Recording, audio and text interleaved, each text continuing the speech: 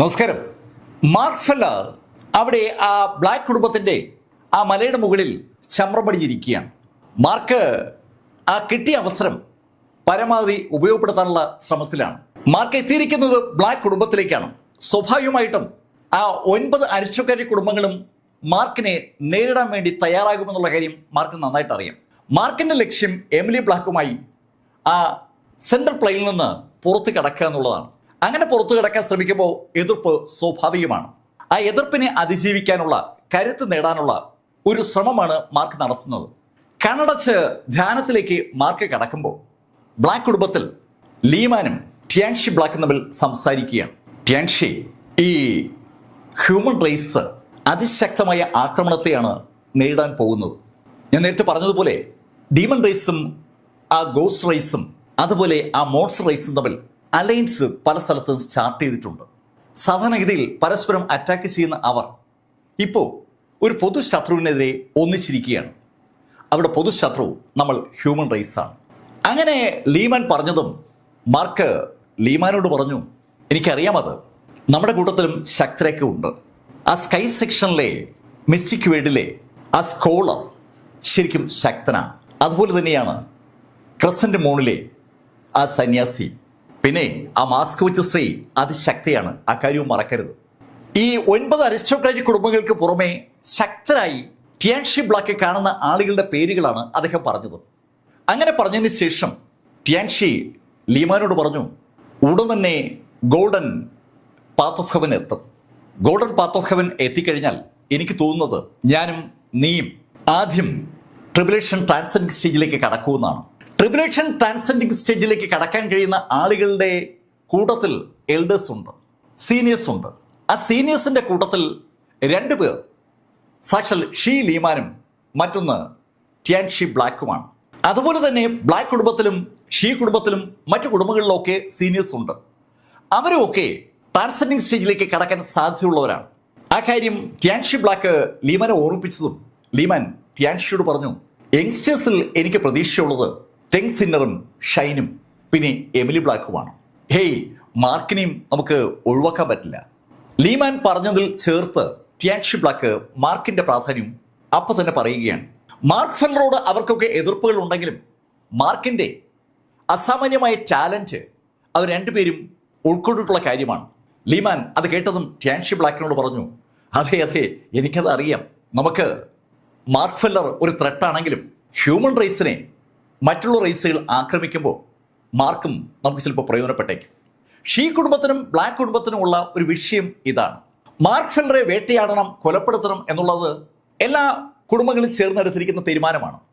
പക്ഷെ അതേ സമയത്ത് ഈ ഏലിയൻ റേസുകൾ ഹ്യൂമൻ റേസിനെ ആക്രമിക്കുമ്പോൾ ശക്തരായ ആളുകൾ ഹ്യൂമൻ റേസിനെ പ്രൊട്ടക്ട് ചെയ്യാൻ വേണ്ടി ഉണ്ടാകണം. അങ്ങനെ ഉണ്ടെങ്കിൽ മാത്രമേ ആ അറ്റാക്കിനെ അവർക്ക് നേരിടാൻ പറ്റൂ. മാർക്ക് ഫെല്ലറെ പോലുള്ള ജീനിയസ് അവർക്ക് എന്തായാലും പ്രയോജനപ്പെടും. പക്ഷേ ഈ ബ്ലാക്ക് കുടുംബവും ഷീ കുടുംബവും ഒഴികെയുള്ള 7 അരിസ്റ്റോക്രാറ്റിക് കുടുംബങ്ങളും മാർക്കിന്റെ കൈവശമുള്ള ആ സ്വത്തിൽ കേന്ദ്രീകരിക്കുന്നവരാണ്. മാർക്കിന്റെ കയ്യിൽ ജി കുടുംബത്തിന്റെ അമൂല്യമായ ഒത്തിരി കാര്യങ്ങളുണ്ട്. അതിനു പുറമെ ഊജിയുടെ ആ കല്ലറയിൽ നിന്ന് മാർക്ക് നേടിയ കാര്യങ്ങൾ. അതിനു പുറമെയാണ് പർഗേറ്ററിയിൽ വെച്ച് മാർക്ക് കൈക്കലാക്കിയ ആ മാസ്ക് വെച്ച സ്ത്രീയുടെ ശവപ്പെട്ടി. ഇതിനൊക്കെ പുറമെ സൂലിന്റെ അതിശക്തമായ ആ ഗ്ലൗവും മാർക്കിൻ്റെ ഉണ്ട്.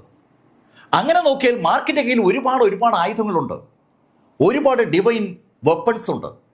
ആ വെപ്പണുകളൊക്കെ ഈ 9 അരിസ്റ്റോക്രാറ്റിക് കുടുംബങ്ങളെയും ഒരുപോലെ കൊതിപ്പിക്കുന്നവയാണ്. മാർക്കിൻ്റെ കയ്യിലുള്ള ആ ട്രേസ്ലെസ് ഇമ്മോർട്ടൽ സ്ക്രിപ്ചർ ഊജിയുടെ അതിശക്തമായ ഒരു വർക്കാണ്. ഊജി ഒരു ജീവിതം കൊണ്ട് നേടിയ മുഴുവൻ അറിവുകളും ആ പുസ്തകത്തിനകത്ത് രേഖപ്പെടുത്തിയിരിക്കുകയാണ്.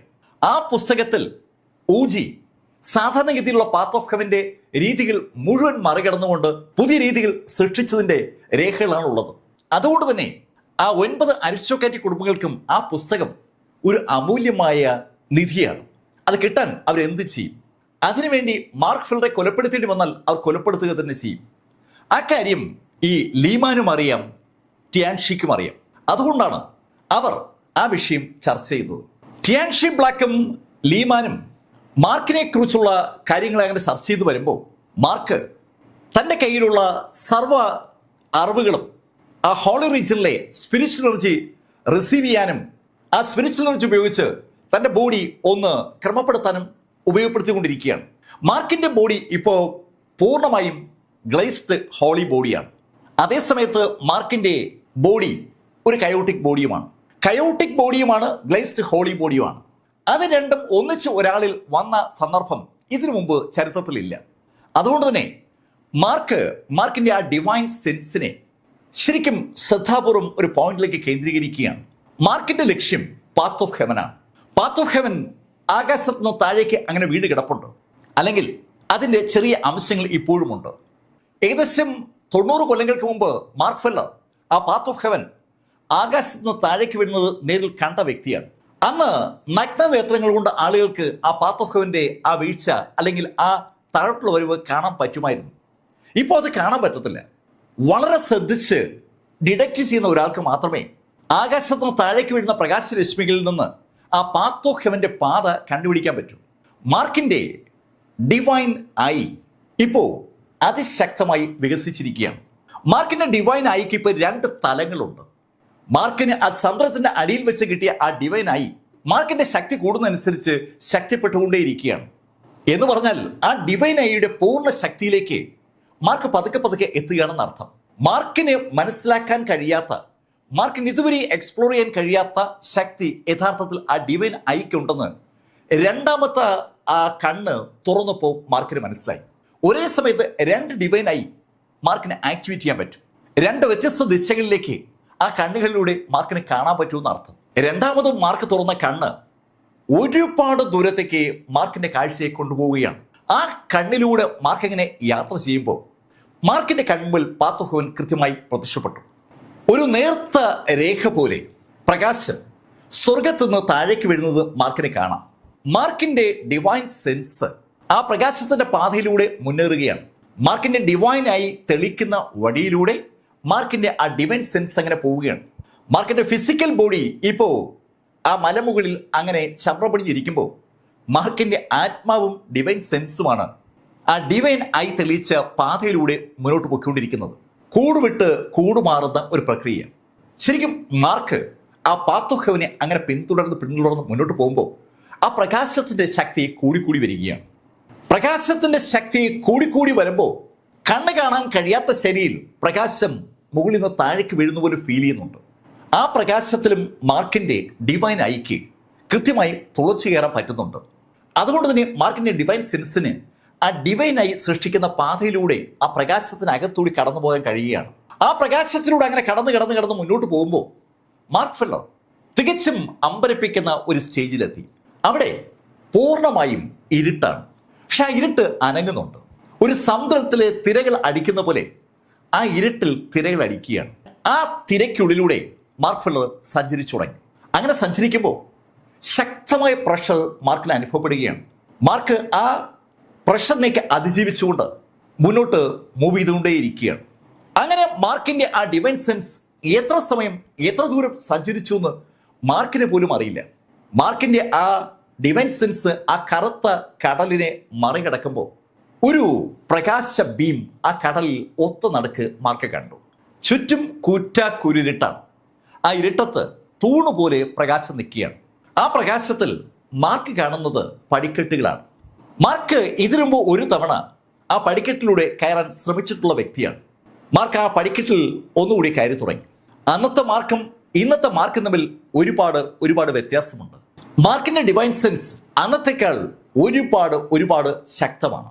മാർക്ക് ഇതിനു മുമ്പ് ആ പടിക്കെട്ടുകൾ കയറാൻ ശ്രമിച്ചത് പിയാവോയുടെ സ്കൈ സെക്ഷനിൽ ആ മിസ്റ്റിക് വേൾഡിനകത്ത് ആ സ്കോളറെ കണ്ടപ്പോഴാണ്. ആ സ്കോളർ മാർക്കിന് ഒരു മാന്ത്രിക നിമിഷം നൽകിയിരുന്നു. ശരിക്കും ആ സ്കോളർ മാർക്കിന്റെ പുറത്ത് ഒരു അടയാളം പതിപ്പിച്ചിട്ടുണ്ട്. ആ അടയാളം പതിച്ച നിമിഷത്തിൽ മാർക്കിന്റെ കഴിഞ്ഞ ജന്മങ്ങളും വരാനിരിക്കുന്ന ജന്മങ്ങളും ഒക്കെ ഒരു ചലച്ചിത്രം പോലെ കണ്ടിരുന്നു. അന്ന് മാർക്കിന്റെ ഡിവൈൻ സെൻസ് മാർക്കിന്റെ ഫിസിക്കൽ ബോഡി വിട്ടിട്ട് ഒരുപാട് ദൂരം സഞ്ചരിക്കുകയും അവസാനം ആ കടലിന്റെ നടുക്കുള്ള പ്രകാശ ബീമിലൂടെ മുകളിലേക്ക് കയറുകയും ചെയ്തിരുന്നു. അന്ന് കയറിയെത്തിയ സ്ഥലത്ത് സാവധാനം മാർക്ക് ഇപ്പോഴും കയറിയെത്തി. ആ പടിക്കെട്ടുകൾക്ക് വഴി മാർക്ക് മുകളിൽ കയറിയെത്തുമ്പോൾ മാർക്ക് കാണുന്നത് പ്രകാശത്തിൽ കുളിച്ചു നിൽക്കുന്ന ഒരു വലിയ ലോകമാണ്. പക്ഷെ അവിടെ ഒരു കൂറ്റൻ പ്രതിമയും മാർക്ക് കണ്ടു. അന്ന് ആ കൂറ്റൻ പ്രതിമയുടെ മുഖത്തേക്ക് നോക്കാൻ മാർക്ക് ശ്രമിച്ചപ്പോൾ ശക്തമായ പ്രഷർ മാർക്ക് അനുഭവപ്പെട്ടപ്പോൾ മാർക്ക് പെട്ടെന്ന് പിന്തിരിയുകയായിരുന്നു. ഇപ്പൊ വീണ്ടും മാർക്ക് ആ കൂറ്റൻ പ്രതിമയുടെ മുന്നിലെത്തി. അതിന്റെ മുഖം കാണാൻ കഴിയുന്നില്ല. മാർക്ക് നിൽക്കുന്നിടത്തുനിന്ന് ആ പ്രതിമ അങ്ങനെ ഉയർന്നു നിൽക്കുകയാണ്. ശരിക്കും താഴ്ന്ന മുകളിലോട്ട് പൊങ്ങി വന്നാലേ ആ പ്രതിമയുടെ തല കാണാൻ പറ്റൂ. അത്ര പൊക്കത്തിൽ ആ പ്രതിമ സ്ഥാപിച്ചിരിക്കുന്നത്. ആ പ്രതിമയുടെ ചുറ്റും വല്ലാത്തൊരു പ്രഷർ ആർക്കും അനുഭവപ്പെടും. മാർക്കിന്റെ ഡിവൈൻ സെൻസ് കഴിഞ്ഞ തവണ അവിടെ എത്തിയപ്പോൾ ആ പ്രഷർ താങ്ങാൻ പറ്റാത്തതുകൊണ്ടാണ് മാർക്ക് പിന്മാറിയത്. ഇപ്പോൾ മാർക്ക് പ്രിപ്പയർഡ് ആണ്. മാർക്ക് ആ പ്രതിമയിലേക്ക് കൗതുകപൂർവ്വം നോക്കി. ഹോളി റീജിയനിൽ കഴിഞ്ഞ തവണ പാത്ത് ഓഫ് ഹെവന്റെ പ്രസൻസ് ഉണ്ടായപ്പോൾ ആകാശത്ത് ഒരു സുവർണ വാതിൽ തുറക്കപ്പെട്ടിരുന്നു.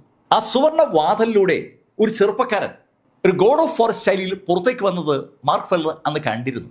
അതിനുശേഷം ആ ഗോഡ് ഓഫ് വാറിനെ മാർക്ക് കാണുന്നത് ആ ഹോളി റീജിയനിലെ ചെറുപ്പക്കാർ മാർക്കിനെ ആ പറഗേറ്ററിൽ വെച്ച് ആക്രമിച്ച സമയത്താണ്. അന്ന് പാത്ത് ഓഫ് ഹെവൻ അലോട്ട് ചെയ്തിരുന്ന ട്രൂ സെയിന്റ് ശക്തിക്ക് മുകളിൽ ട്രിബുലേഷൻ ലെവലിലെ ശക്തി ഒരാൾ ഉപയോഗിച്ചപ്പോഴാണ് വീണ്ടും ആ സുവർണ വാതിൽ തുറന്ന് ആ ഗോഡ് ഓഫ് വാർ പുറത്തേക്ക് വന്നത്. അന്ന് മാർക്കിനെയും ചുറ്റുമുള്ള എല്ലാത്തിനെയും തണുത്ത മഞ്ഞുകൊണ്ട് തണുപ്പ് കൊണ്ട് ഫ്രീസ് ചെയ്യിച്ച ആ ട്രിബുലേഷൻ ട്രാൻസെൻഡിങ് സ്റ്റേജിലെ യോദ്ധാവിനെ മാർക്ക് അതേപോലെ തൻ്റെ ശക്തി ഉപയോഗിച്ച് ആക്രമിച്ചപ്പോൾ ആ ട്രിബുലേഷൻ ട്രാൻസെൻഡിങ് സ്റ്റേജിലെ ആളെ ആ ഗോഡ് ഓഫ് വാർ കൊന്നിരുന്നു. അയാൾ മാർക്കിനെ കൊല്ലും മുമ്പ് മാർക്ക് ഓടി രക്ഷപ്പെട്ടിരുന്നു. അയാളുടെ കയ്യിൽ നിന്ന് മാർക്ക് എങ്ങനെ ഓടി രക്ഷപ്പെട്ടു എന്നുള്ള കാര്യം മാർക്കിന് അറിയത്തില്ല. യഥാർത്ഥത്തിൽ മാർക്കിനെ അന്ന് രക്ഷിച്ചത് മാർക്കിന്റെ പുറകിൽ പ്രത്യക്ഷപ്പെട്ട ഒരു രൂപമാണ്. ആ കാര്യം മാർക്കിന് അറിവുള്ളതല്ല. പക്ഷേ മാർക്കിന് ഇപ്പോൾ ഒരു കാര്യം അറിയാം. താൻ അന്ന് കണ്ട ആ വ്യക്തിയാണ് അവിടെ പ്രതിമാ രൂപത്തിൽ നിൽക്കുന്നത്. എന്താണ് ഇതിൻ്റെയൊക്കെ അർത്ഥമെന്ന് ചോദിച്ചാൽ മാർക്കിന് ഒരു പിടിയില്ല. മാർക്കിന്റെ ഡിവൈൻ സെൻസ് ഈ പാത്ത് ഓഫ് ഹെവന്റെ ഒറിജിൻ അത് അന്വേഷിച്ച് അവിടെ എത്തിയതാണ്. ചുറ്റും പ്രകാശം മാത്രമാണ്. ആ പ്രകാശത്തിന് നടുക്ക് ജ്വലിച്ചുകൊണ്ട് ഒരു പ്രതിമ അങ്ങനെ നിൽക്കുകയാണ്. അത് പ്രതിമയാണോ ആളാണോ എന്ന് ചോദിച്ചാൽ അത് മാർക്കിന് തിരിച്ചറിയാൻ പറ്റാത്ത സാഹചര്യമാണ്. ആ ശൈലിയിലാണ് ആ പ്രതിമയിൽ നിന്ന് പ്രകാശം ചുറ്റും വ്യാപിക്കുന്നത്. മാർക്ക് ഫെല്ലർ ആ പ്രതിമയ്ക്ക് അടുത്തേക്ക് നടന്നപ്പോൾ അൺബിലീവബിൾ ആയിട്ടുള്ള ഒരു പ്രഷർ മാർക്കിന് അനുഭവപ്പെട്ടു തുടങ്ങി. മാർക്ക് ഓരോ സ്റ്റെപ്പ് വെക്കുമ്പോഴും മാർക്കിന് അനുഭവപ്പെടുന്ന പ്രഷർ കൂടി വരികയാണ്. ആ പ്രഷർ കൂടി വന്നതും മാർക്കിന്റെ ചുറ്റുമായി ആ പ്രതലങ്ങൾ പതുക്കെ സൃഷ്ടിച്ചു തുടങ്ങി. മാർക്കിന്റെ ബോഡിക്ക് ചുറ്റുമായി മാർക്ക് അനവധി പ്രതലങ്ങൾ സൃഷ്ടിക്കുകയാണ്. ആ പ്രതലങ്ങൾ സൃഷ്ടിച്ചുകൊണ്ട് മാർക്ക് കുറച്ച് മുന്നോട്ട് നീങ്ങി തുടങ്ങി. അങ്ങനെ മുന്നോട്ട് നീങ്ങുമ്പോൾ മാർക്ക് അവിടെ ആ പ്രകാശത്തിൽ കുളിച്ചു നിൽക്കുന്ന ആ എൻറ്റിയർ ഏരിയയ്ക്കുള്ളിൽ നിന്നും പലതും ഡിഡക്റ്റ് ചെയ്തു തുടങ്ങി.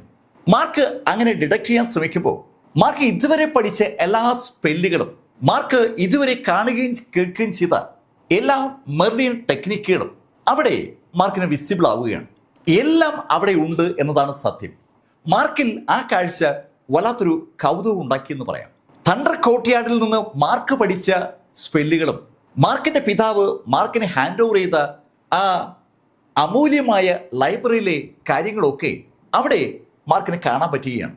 അറിവിന്റെ അവസാന പ്രതലം പോലെ ആ സ്ഥലത്ത് അറിവ് അങ്ങനെ പടർന്ന് പരന്നു കിടക്കുകയാണ്. പക്ഷെ ആ പടർന്ന് പരന്നു കിടക്കുന്ന അറിവിനകത്ത് നിന്ന് മാർക്കിന് ആവശ്യമുള്ളത് മാത്രം തിരഞ്ഞെടുക്കാൻ പറ്റാത്ത ശൈലിയിൽ അതങ്ങ് ചേർന്ന് കിടക്കുകയാണ്. ശരിക്കും എല്ലാം അവിടെ ഉണ്ടെന്ന് പറയാം. മാർക്ക് ഫെല്ലറുടെ ബോധമനസ്സിൽ അങ്ങനെ ഒരു തോന്നൽ ഉണ്ടാകുന്നതാണോ അതോ യഥാർത്ഥത്തിൽ അതവിടെ അങ്ങനെ ഉണ്ടോ? അങ്ങനെ ചോദിച്ചാൽ മാർക്കിന് കൃത്യമായി തിരിച്ചറിയാൻ പറ്റുന്നില്ല എന്നാണ് സത്യം. മാർക്ക് ഒരുപാട് പാത്ത് ഓഫ് ഹെവൻ മാർഗങ്ങൾ അവിടെ കണ്ടു. അതിനകത്തുള്ള 4 പാത്ത് ഓഫ് ഹെവനുകൾ ചേർത്തിട്ടാണ് ഈവിൾ എക്സ്ട്രമിനേറ്റർ ഒരു ശ്രമം നടത്തിയത്. മാർക്ക് അത് കണ്ടതാണ്. അതുപോലെ തന്നെ ഊജിയും അവിടെയുള്ള അനവധി പാത്ത് ഓഫ് ഹെവനുകളിൽ നിന്ന് ചിലത് മാത്രം ചേർത്തെടുത്ത് അദ്ദേഹത്തിൻ്റെതായ ഒരു പാത്ത് ഓഫ് ഹെവൻ സൃഷ്ടിച്ചതാണ്. സ്വർഗത്തിലേക്കുള്ള പാത ഒരുപാട് വ്യത്യസ്തങ്ങളാണ്. ഭൂമിയിലുള്ള അല്ലെങ്കിൽ മറ്റ് പ്ലാനറ്റുകളിലുള്ള മനുഷ്യർക്കും ഡീമനുകൾക്കും ഗോസ്റ്റികൾക്കും മറ്റ് ഏലിയൻ റേസുകൾക്കും ഇതിൽ നിന്നുള്ള വ്യത്യസ്ത പാതകൾ സമയാസമയങ്ങളിൽ ലഭിച്ചുകൊണ്ടേയിരിക്കും. ആ ഓരോ പാതയിലൂടെയും എത്താൻ കഴിയുന്ന അളവും തീരുമാനിക്കപ്പെട്ടിരിക്കും. മാർക്കിന് പെട്ടെന്ന് അങ്ങനെയാണ് തോന്നിയത്. ആരോ എല്ലാം നിയന്ത്രിക്കുകയാണ്. ആരാണ് ആ നിയന്ത്രിതാവെന്ന് ചോദിച്ചാൽ മാർക്കിന് അറിയില്ല. സകലതും മുൻകൂട്ടി പ്ലാൻ ചെയ്തതുപോലെ മാർക്ക് തന്റെ ഡിവൈൻ ഐ ഉപയോഗിച്ചുകൊണ്ട് അവിടെയുള്ള അനേക ലക്ഷം നിയമങ്ങളിലൂടെ പതുക്കെ പതുക്കെ കണ്ണോടിക്കുകയാണ്. മാർക്ക് എന്തോ തിരയുകയാണ്. എന്താണ് മാർക്ക് തിരയുന്നത് ചോദിച്ചാൽ മാർക്കിന് തന്നെ അറിയില്ല. അങ്ങനെ തിരഞ്ഞു വരുമ്പോൾ മാർക്ക് ഒരു പ്രത്യേക പോയിന്റിലേക്ക് എത്തി. ശരിക്കും ആ പോയിന്റിൽ നിന്നാണ് എല്ലാ റൂളുകളും ജനറേറ്റ് ചെയ്യുന്നുള്ള തോന്നൽ പെട്ടെന്ന് മാർക്കിനുണ്ടായി. കാരണം ആ പോയിന്റിലേക്ക് എല്ലാ റൂളുകളും തിരിഞ്ഞിരിക്കുന്നത് മാർക്കിനെ കാണാം. അല്ലെങ്കിൽ എല്ലാ റൂളുകളിൽ നിന്നും ആ പ്രധാന റൂളിലേക്ക്, പ്രധാന നിയമത്തിലേക്ക് ഒരു ബന്ധം, ഒരു കണക്ഷൻ, ഒരു ലൈൻ ഓഫ് അട്രാക്ഷൻ കൃത്യമായും മാർക്കിന്റെ ആ ഡിവൈൻ ഐക്ക് തിരിച്ചറിയാൻ പറ്റുന്നുണ്ട്. മാർക്കിൽ അതൊരു കൗതുകം ഉണ്ടാക്കി. മാർക്ക് തന്റെ ഡിവൈൻ ഐ ഉപയോഗിച്ചുകൊണ്ട് ആ ഭാഗത്തേക്ക് ശ്രദ്ധ കേന്ദ്രീകരിച്ചു. ശരിക്കും പഴക്കമുള്ള എന്തോ ഒന്നാണ് അവിടെ ഉള്ളതെന്ന് ഒറ്റ നോട്ടത്തിൽ വ്യക്തമാണ്. മാർക്ക് തന്റെ ഡിവൈൻ ഐയും ഡിവൈൻ സെൻസും ആ ഭാഗത്തേക്ക് കേന്ദ്രീകരിച്ചപ്പോൾ എന്നതില്ലാത്ത ഒരു ഉണർവ് മാർക്കിന് സാവധാനം അനുഭവപ്പെട്ടു തുടങ്ങി. ഏറ്റവും പുരാതനമെന്ന് തോന്നുന്ന ആ ഭാഗത്തു നിന്ന് ഒരു ഊർജം മാർക്കിലേക്ക് സാവധാനം പാഞ്ഞു കയറുമ്പോൾ ഒരു തോന്നൽ മാർക്കിനുണ്ടായി. മാർക്കിന്റെ ഡിവൈൻ ഐ ആ പ്രാചീന പ്ലേസിൽ അല്ലെങ്കിൽ ആ പോയിന്റിൽ പതിച്ച നിമിഷത്തിൽ മാർക്ക് പോലും അറിയാതെ ഒരു ഊർജം പ്രസരിച്ചതാണെന്ന് മാർക്കിന് മനസ്സിലായി. പെട്ടെന്ന് മാർക്ക് ഞെട്ടി ഉണ്ടെന്നു. ആ ഊർജം മാർക്കിന്റെ ബോഡിയിലേക്ക് പതിച്ച ആ നിമിഷത്തിൽ പ്രകാശ വേഗതയിൽ മാർക്കിന്റെ ഡിവൈൻ സെൻസും ആ ഡിവൈൻ ഐയും അവിടെ നിന്ന് താഴേക്ക് പിൻവലിക്കപ്പെടുകയായിരുന്നു. മാർക്ക് ഞെട്ടി ഉണരുമ്പോൾ മാർക്കിന്റെ വായിലൂടെയും മൂക്കിലൂടെയും കാതിലൂടെയൊക്കെ രക്തം ഒഴുകിക്കൊണ്ടിരിക്കുകയാണ്. അത് സംഭവിക്കുന്നത് ബ്ലാക്ക് കുടുംബത്തിന്റെ ആ മലയുടെ മുകളിലിരിക്കുന്ന മാർക്കിന്റെ ഒറിജിനൽ ബോഡിയിലാണ്. താൻ കണ്ടത് സ്വപ്നമാണോ യാഥാർത്ഥ്യമാണോ മാർക്കിന് തിരിച്ചറിയാൻ പറ്റാത്തൊരവസ്ഥ. മാർക്കിന്റെ ഡിവൈനായി തെളിയിച്ച ആ പാതയിലൂടെ മാർക്കിന്റെ ഡിവൈൻ സെൻസിനെ ഒന്ന് അയച്ചു നോക്കിയതാണ്. പക്ഷെ അത് മാർക്കിനെ കൊണ്ടുപോയത് മാർക്കിന് പോലും തിരിച്ചറിയാൻ കഴിയാത്ത ഒരു മേഖലയിലേക്കാണ്. ഒരു മനുഷ്യക്കുഞ്ഞിനെയും മാർക്ക് അവിടെ കണ്ടില്ല. പ്രകാശവും അക്ഷരങ്ങളും അതുപോലെ ശക്തമായ പ്രഷറും ആ കൂറ്റൻ പ്രതിമയും ഇതൊക്കെയാണ് മാർക്കിന്റെ മനസ്സിൽ തങ്ങി നിൽക്കുന്നത്. അതിനെക്കുറിച്ച് മാർക്ക് ആലോചിച്ചപ്പോഴാണ് ആ എല്ലാ റൂളുകളും നിയമങ്ങളും ഒരു പോയിന്റിലേക്ക് കേന്ദ്രീകരിച്ച കാര്യം മാർക്കിന് ഓർമ്മ വന്നത്. മാർക്ക് മനസ്സ് ഒന്നുകൂടെ ഏകാഗ്രമാക്കി മനസ്സിൽ മാർക്ക് കണ്ട കാര്യങ്ങൾ ഒന്നുകൂടി ഒന്ന് അനലൈസ് ചെയ്തപ്പോൾ മാർക്കിനെ അത്ഭുതപ്പെടുത്തിക്കൊണ്ട് മാർക്ക് നേരത്തെ ആ പാത്തോഹമിന്റെ ഒറിജിനൽ സ്ഥാനത്ത് മാർക്ക് കണ്ട ആ പുരാതനമായ ആ റൂള് മാർക്ക് പിന്നെയും കാണുകയാണ്. മാർക്കിന്റെ ബോഡിയിലേക്ക് ഒരു പ്രകാശം വന്നതുപോലെ മാർക്കിന് ആ സമയത്ത് തോന്നിയിരുന്നു. ആ പ്രകാശം യഥാർത്ഥത്തിൽ ഒരു ട്രാൻസ്പോർട്ടേഷനാണ് നടത്തിയിരിക്കുന്നത്. ആ പ്രാചീന റൂള് അതുപോലെ മാർക്കിന്റെ മനസ്സിലേക്ക് ട്രാൻസ്പോർട്ട് ചെയ്യപ്പെട്ടിരിക്കുകയാണ്. ഒരു സ്ഥലത്ത് നിന്ന് മറ്റൊരു സ്ഥലത്തേക്ക് മാറ്റി വെച്ചതുപോലെ ഇപ്പൊ മാർക്കിന്റെ ഉള്ളിൽ ആ പ്രാചീന റൂളുണ്ട്. മാർക്കിന്റെ അച്ഛൻ മാർക്കിനെ ഹാൻഡ് ഓവർ ചെയ്ത ആ ലൈബ്രറി പോലെ ഒരു സംഭവം, വൻതോതിൽ ഇൻഫർമേഷൻ കേന്ദ്രീകരിക്കപ്പെട്ട ഒരു ലൈബ്രറിയാണ് മാർക്കിന്റെ ഉള്ളിലേക്ക് വന്നിരിക്കുന്നത്. മാർക്ക് ആ ലൈബ്രറിയിലെ റൂളുകൾ ഒന്നൊന്നായി പരിശോധിച്ചു തുടങ്ങി. മാർക്കിന് അറിയാവുന്നതും അറിഞ്ഞുകൂടാത്തതുമായ അനവധി റൂളുകളുടെ വൻ ശേഖരമാണ് മാർക്കിന് ഇപ്പോൾ കിട്ടിയിരിക്കുന്നത്. മാർക്കിന് തൻ്റെ ഉള്ളിലേക്ക് ആ റൂള് വന്ന പാത അങ്ങോട്ട് വിശ്വസിക്കാൻ പറ്റുന്നില്ല. മാർക്കിന്റെ ഫിസിക്കൽ ബോഡി അവിടെ തന്നെ ഇരിക്കുമ്പോഴാണ് മാർക്കിന്റെ ഡിവൈൻ സെൻസ് ആ ഡിവൈൻ ഐ തെളിച്ച പാതയിലൂടെ എത്രയെങ്കിലും ദൂരത്തേക്ക് പോയി അവസാനം ആ അമൂല്യമായ അറിവുമായി തിരികെ എത്തിയിരിക്കുന്നത്. അടുത്ത ദിവസങ്ങളിൽ മാർക്കിന്റെ ശ്രദ്ധ പൂർണ്ണമായും ആ അറിവ് ഉപയോഗിച്ചുള്ള പ്രാക്ടീസിലാണ്. അങ്ങനെ പ്രാക്ടീസ് ചെയ്യുമ്പോൾ മാർക്കിന്റെ ബോഡി കൂടുതൽ ശക്തമാകുന്നതായി മാർക്കിന്റെ ഒരു ഫീല്.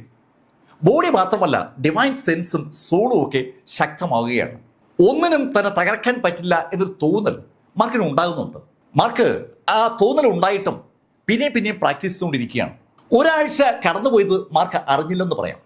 ഒരു ശബ്ദം കേട്ടാണ് മാർക്ക് ഞെട്ടി ഉണരുന്നത്. ആ ശബ്ദം കേട്ട ദിക്കിലേക്ക് മാർക്ക് നോക്കുമ്പോൾ സാക്ഷാൽ ടിയാങ് ലോങ് ബ്ലാക്ക് മാർക്കിന് മുന്നിൽ അങ്ങനെ പ്രത്യക്ഷപ്പെട്ടിരിക്കുകയാണ്. അയാൾ കൈകൾ രണ്ടും പുറകിൽ കെട്ടി മാർക്കിനെ തന്നെ അങ്ങനെ നോക്കി നിൽക്കുകയാണ്. അയാളെ കണ്ടതും മാർക്കും എണീറ്റു. ഏയ് ടിയാങ് ലോങ്, നിങ്ങൾ എന്തിനാ ഇവിടേക്ക് വന്നത്?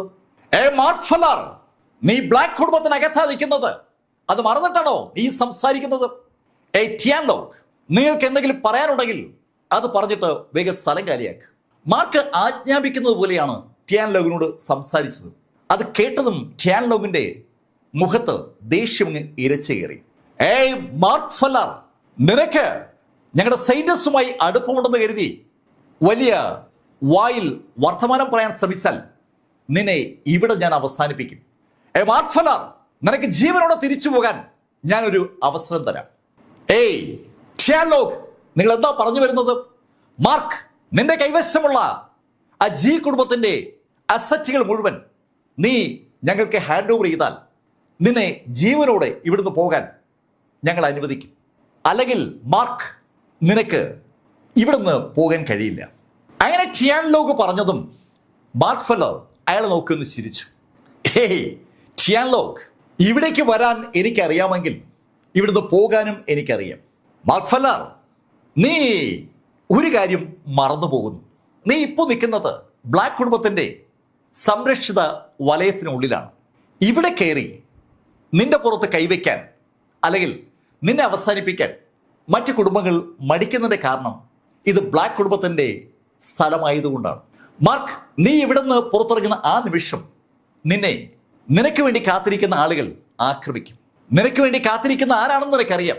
മറ്റെല്ലാ ഫാമിലികളും അവരുടെ ശക്തരുമായി നിന്നെ കാത്തിരിക്കുകയാണ്. ഷിയാൻലോങ് പറഞ്ഞ ആ വാചകങ്ങളിൽ നിന്ന് മാർക്കിന് പശ്ചാത്തലം മനസ്സിലായി.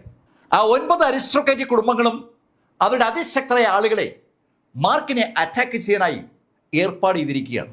അത് കേട്ടതും മാർക്ക് ഫെല്ലർ ഷിയാൻലോങ്ങിനോട് പറഞ്ഞു, ഞാനേ എബിനെ ഒന്ന് കാണട്ടെ. അങ്ങനെ പറഞ്ഞുകൊണ്ട് മാർക്ക് മുന്നോട്ട് കുതിക്കാൻ പോയതും ഷിയാൻലോങ് മാർക്കിന്റെ ഇടയിലേക്ക് കയറി. മാർക്ക് ഫെല്ലർ, ഞങ്ങളുടെ സൈന്യസിനെ കാണാൻ നിനക്ക് ആരാ അധികാരം നൽകിയത്?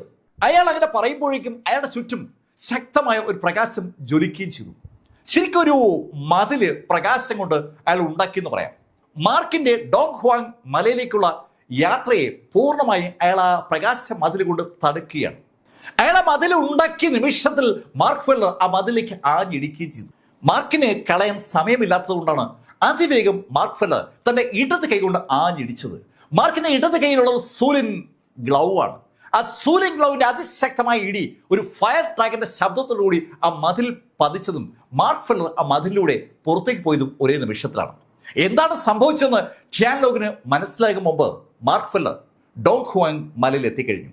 മാർക്ക് അവിടെ എത്തിയതും എമിലി മാർക്കിനടുത്തേക്ക് ഓടി വന്നു. ഓടിയെത്തിയ എമിലിയോടായി മാർക്ക് പറഞ്ഞു, എമിലി, നമ്മളിപ്പോ ഇവിടെ നിന്ന് പുറത്ത് കിടക്കുകയാണ്. മാർക്ക് അങ്ങനെ പറഞ്ഞുകൊണ്ട് എമിലിയുടെ കയ്യിൽ പിടിച്ചതും അനവധി ആളുകൾ ആ ഡോങ് ഹുവാങ് മലയുടെ ചുറ്റുമായി പെട്ടെന്ന് പ്രത്യക്ഷപ്പെട്ടു. ബ്ലാക്ക് കുടുംബത്തിന്റെ അതിശക്തരായ യോദ്ധാക്കളുടെ ഒരു വൻ നിര തന്നെയാണ് അവിടെ എത്തിയിരിക്കുന്നത്. ആ യോദ്ധാക്കൾക്ക് നേതൃത്വം വഹിക്കുന്നത് സാക്ഷാൽ അങ്കിൾ ഗുവാനാണ്. അങ്കിൾ ഗുവാന്റെ കൂടെ ഷിയാൻലോങ് കൂടി ചേർന്നപ്പോൾ അതിശക്തമായ ഒരു ടീമായി അവർ മാറി. അത് കണ്ടതും എമിലി ബ്ലാക്ക് അവരോടായി പറഞ്ഞു, അങ്കിൾ ഇതിനകത്ത് ഇടപെടരുത്. സൈന്റസ്, ഞാൻ ഇതിൽ ഇടപെടണമോ വേണ്ടയോ എന്ന് തീരുമാനിക്കാൻ നിനക്കൊരു അവകാശവുമില്ല. എമിലി ബ്ലാക്കിന് വലിയ വിലയൊന്നും ഈ അങ്കിൾ ഗുവാൻ കൊടുത്തിട്ടില്ല. അങ്കിൾ ഗുവാന് അടിസ്ഥാനപരമായി ഇഷ്ടം ബ്ലാക്ക് കുടുംബത്തിന്റെ ആരോണെയാണ്. ആരോണാണ് ടിയാൻഷിയുടെ മകൻ. ആരോണിനെ ഒഴിവാക്കിയിട്ട് എമിലി ബ്ലാക്കിനെ സെയിന്റസ് ആക്കിയത് മനസ്സുകൊണ്ട് ഉൾക്കൊള്ളാത്ത കക്ഷിയാണ് ഈ ഗുവാൻ. അതുകൊണ്ട് തന്നെ ഗുവാൻ എമിലിയുടെ വാക്കുകൾക്ക് ഒരു പ്രാധാന്യം കൊടുത്തില്ല. ഈ സമയത്ത് എമിലിയുടെ തൊട്ടുപുറകിൽ അങ്കിൾ യാനുണ്ട്. അദ്ദേഹത്തിന് ഒന്നും ചെയ്യാൻ പറ്റാത്ത സാഹചര്യമാണ്.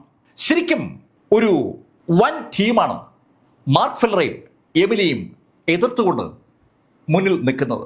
മാർക്ക് ആ ആളുകൾ നോക്കിയിട്ട് എമിലിയുടെ കൈ പിടിച്ചുകൊണ്ട് മുന്നോട്ട് നടന്നു തുടങ്ങി. മാർക്ക് ഫെല്ലറും എമിലി ബ്ലാക്കും ആ ഡോങ് ഹുവാങ് മലയിൽ നിന്ന് മുന്നോട്ട് നടക്കുമ്പോൾ വല്ലാത്തൊരു കൗതുകത്തോടെ അങ്കിൾ ഗുവാനും ഷിയാൻലോങ് ബ്ലാക്കും ആ കാഴ്ച അങ്ങനെ നോക്കി നിൽക്കുകയാണ്. അവർ എത്ര ദൂരം വരെ പോകുമെന്നറിയാനുള്ള ഒരു കൗതുകമാണ് അവരുടെ മുഖത്തുള്ളത്. അവർ കൗതുകത്തോടെ നോക്കി നിൽക്കുമ്പോൾ പെട്ടെന്ന് ആ ബ്ലാക്ക് കുടുംബത്തിന്റെ അദൃശ്യമായ കവറിങ് മാർക്കിനെയും എമിലിയും തടസ്സപ്പെടുത്തിക്കൊണ്ട് മുന്നിൽ ഉയർന്നു വന്നു. ശരിക്കും അതിശക്തമായ ഒരു ഫോർമേഷൻ ഡോങ് ഹുവാങ് മലയ്ക്ക് ചുറ്റുമുണ്ട്. അതേ ഫോർമേഷൻ ബ്ലാക്ക് കുടുംബത്തിന്റെ മുഴുവൻ മേഖലയിലുമുണ്ട്. പുറത്തുള്ള ആളുകളുടെ അറ്റാക്കിനെ അതിജീവിക്കാനായി ആ ബ്ലാക്ക് കുടുംബം പണ്ടേ നിർമ്മിച്ചിരിക്കുന്നതാണ് ആ അദൃശ്യമായ മതിൽ. ആ ഫോർമേഷൻ ആക്ടിവേറ്റ് ചെയ്യപ്പെട്ടതും അങ്കിൾ ഗുവാൻ ഒന്ന് ചിരിച്ചു. മാർക്ക് ഫെല്ലർ, ഈ ഫോർമേഷനെ മറികടന്നുകൊണ്ട് നിനക്കൊരിക്കലും പുറത്തേക്ക് പോകാനാവില്ല. അങ്ങനെ അങ്കിൾ ഗുവാൻ പറഞ്ഞതും മാർക്ക് എമിലിയെ തന്റെ പുറകിലോട്ട് മാറ്റി. എമിലി, നീ പിടിച്ചു നിന്നു. അങ്ങനെ പറഞ്ഞിട്ട് മാർക്ക് ഫെല്ലർ മുന്നോട്ടൊരൊറ്റ കുതിപ്പ്. കണ്ണഞ്ചിക്കുന്ന വേഗതയിൽ മാർക്ക് പാഞ്ഞെത്തിയത് ആ അദൃശ്യമായ ഫോർമേഷന് മുന്നിലാണ്. സാധാരണ ആളുകൾക്ക് ആ ഫോർമേഷൻ കാണാൻ പറ്റില്ല. പക്ഷെ മാർക്കിന്റെ ഡിവൈൻ ഐയിലൂടെ ആ ഫോർമേഷൻ മാർക്ക് കൃത്യമായി കണ്ടു. ആ ഫോർമേഷൻ കണ്ടു എന്ന് മാത്രമല്ല, ആ ഫോർമേഷന്റെ കേന്ദ്ര ബിന്ദുവിനെയും മാർക്ക് കണ്ടു എന്നതാണ് സത്യം. ഏതൊരു ഫോർമേഷനും സാധാരണഗതിയിൽ ഒരു കേന്ദ്ര ബിന്ദു ഉണ്ടാവും. ഒരു ഫോർമേഷൻ അറ്റാക്ക് ചെയ്യുന്ന ആളുകൾക്ക് ആ കേന്ദ്ര ബിന്ദുവിനെ കണ്ടെത്താൻ കഴിഞ്ഞില്ലെങ്കിൽ അവരുടെ അറ്റാക്ക് പരാജയപ്പെടും. അല്ലെങ്കിൽ ആ ഫോർമേഷന്റെ എത്രയെങ്കിലും മുകളിൽ ശക്തി അവർക്കുണ്ടാകണം. പക്ഷെ മാർക്ക് ഇവിടെ പാഞ്ഞെത്തിയത് ആ കേന്ദ്ര ബിന്ദുവിലേക്കാണ്. അങ്കിൾ ഗുവാനും ടിയാൻ ലോഗനും എന്തെങ്കിലും ചെയ്യാൻ കഴിയുമ്പോൾ മാർക്ക് ഫെല്ലറുടെ അതിശക്തമായ ഒരു പഞ്ച് ആ കേന്ദ്ര ബിന്ദുവിൽ തന്നെ പതിച്ചു. അത് ശരിക്കും ഒരു മിററാണ്, ഒരു കണ്ണാടി. ആ കണ്ണാടി കേന്ദ്ര ബിന്ദുവാക്കിക്കൊണ്ടാണ് ഡോങ് ഹുവാങ് മലയ്ക്ക് ചുറ്റുമായി ഒരു അദൃശ്യമായ ഫോർമേഷൻ ആ ബ്ലാക്ക് കുടുംബം സൃഷ്ടിച്ചിരുന്നത്. ആ കണ്ണാടിയിലേക്കുള്ള മാർക്ക് ഫെല്ലറുടെ ഇടത് കൈയിലുള്ള പഞ്ച് പതിച്ചതും ആ കണ്ണാടി കഷ്ണങ്ങളായി ചിതറി. ആ നിമിഷത്തിൽ മാർക്ക് ഫെല്ലറുടെ വലത് കൈ ഒന്ന് ചലിച്ചതും എമിലി ബ്ലാക്ക് മാർക്കിന്റെ കൂടെ എത്തി. അവർ രണ്ടുപേരും കണ്ണഞ്ചിക്കുന്ന വേഗതയിൽ ആ ഫോർമേഷനിൽ നിന്ന് പുറത്തു കടന്നു. ഡോങ് ഹുവാങ് മലയിൽ നിന്ന് മാർക്ക് ഫെല്ലർ എമിലിയും കൊണ്ട് പുറത്തേക്ക് ചാടിയ ആ നിമിഷത്തിൽ മാർക്ക് പെട്ടെന്ന് അറിയാതെ നിന്നു പോവുകയാണ്. അവിടെ നൂറുകണക്കിന് ആളുകളാണ് മാർക്കിനെ കാത്തു നിൽക്കുന്നത്.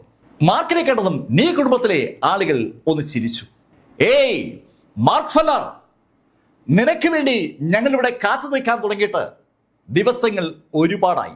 ആ ആള് അങ്ങനെ പറഞ്ഞതും യാവോ കുടുംബത്തിലെ ആളുകൾ മാർക്കിന്റെ നേരെ നോക്കി മാർക്കിനോട് പറഞ്ഞു, മാർക്ക്, നിന്റെ അവസരം ഇവിടെ ഞങ്ങളുടെ എല്ലാവരുടെയും കൺമുന്നിലായത് എന്തായാലും നന്നായി. നിന്നെ തൊലി ഒരുക്കുമ്പോൾ അത് നേരിൽ കാണാൻ കഴിയുക ഒരു ഭാഗ്യം തന്നെയാണ്. യാവോ കുടുംബവും അതുപോലെ നീ കുടുംബവും അങ്ങനെ പറഞ്ഞതും അവിടേക്ക് സാക്ഷാൽ ഷീ കുടുംബത്തിന്റെ ലീമാനും എത്തി. ലീമാനൊപ്പം ഷീ കുടുംബത്തിലെ മറ്റു യോദ്ധാക്കളുമുണ്ട്.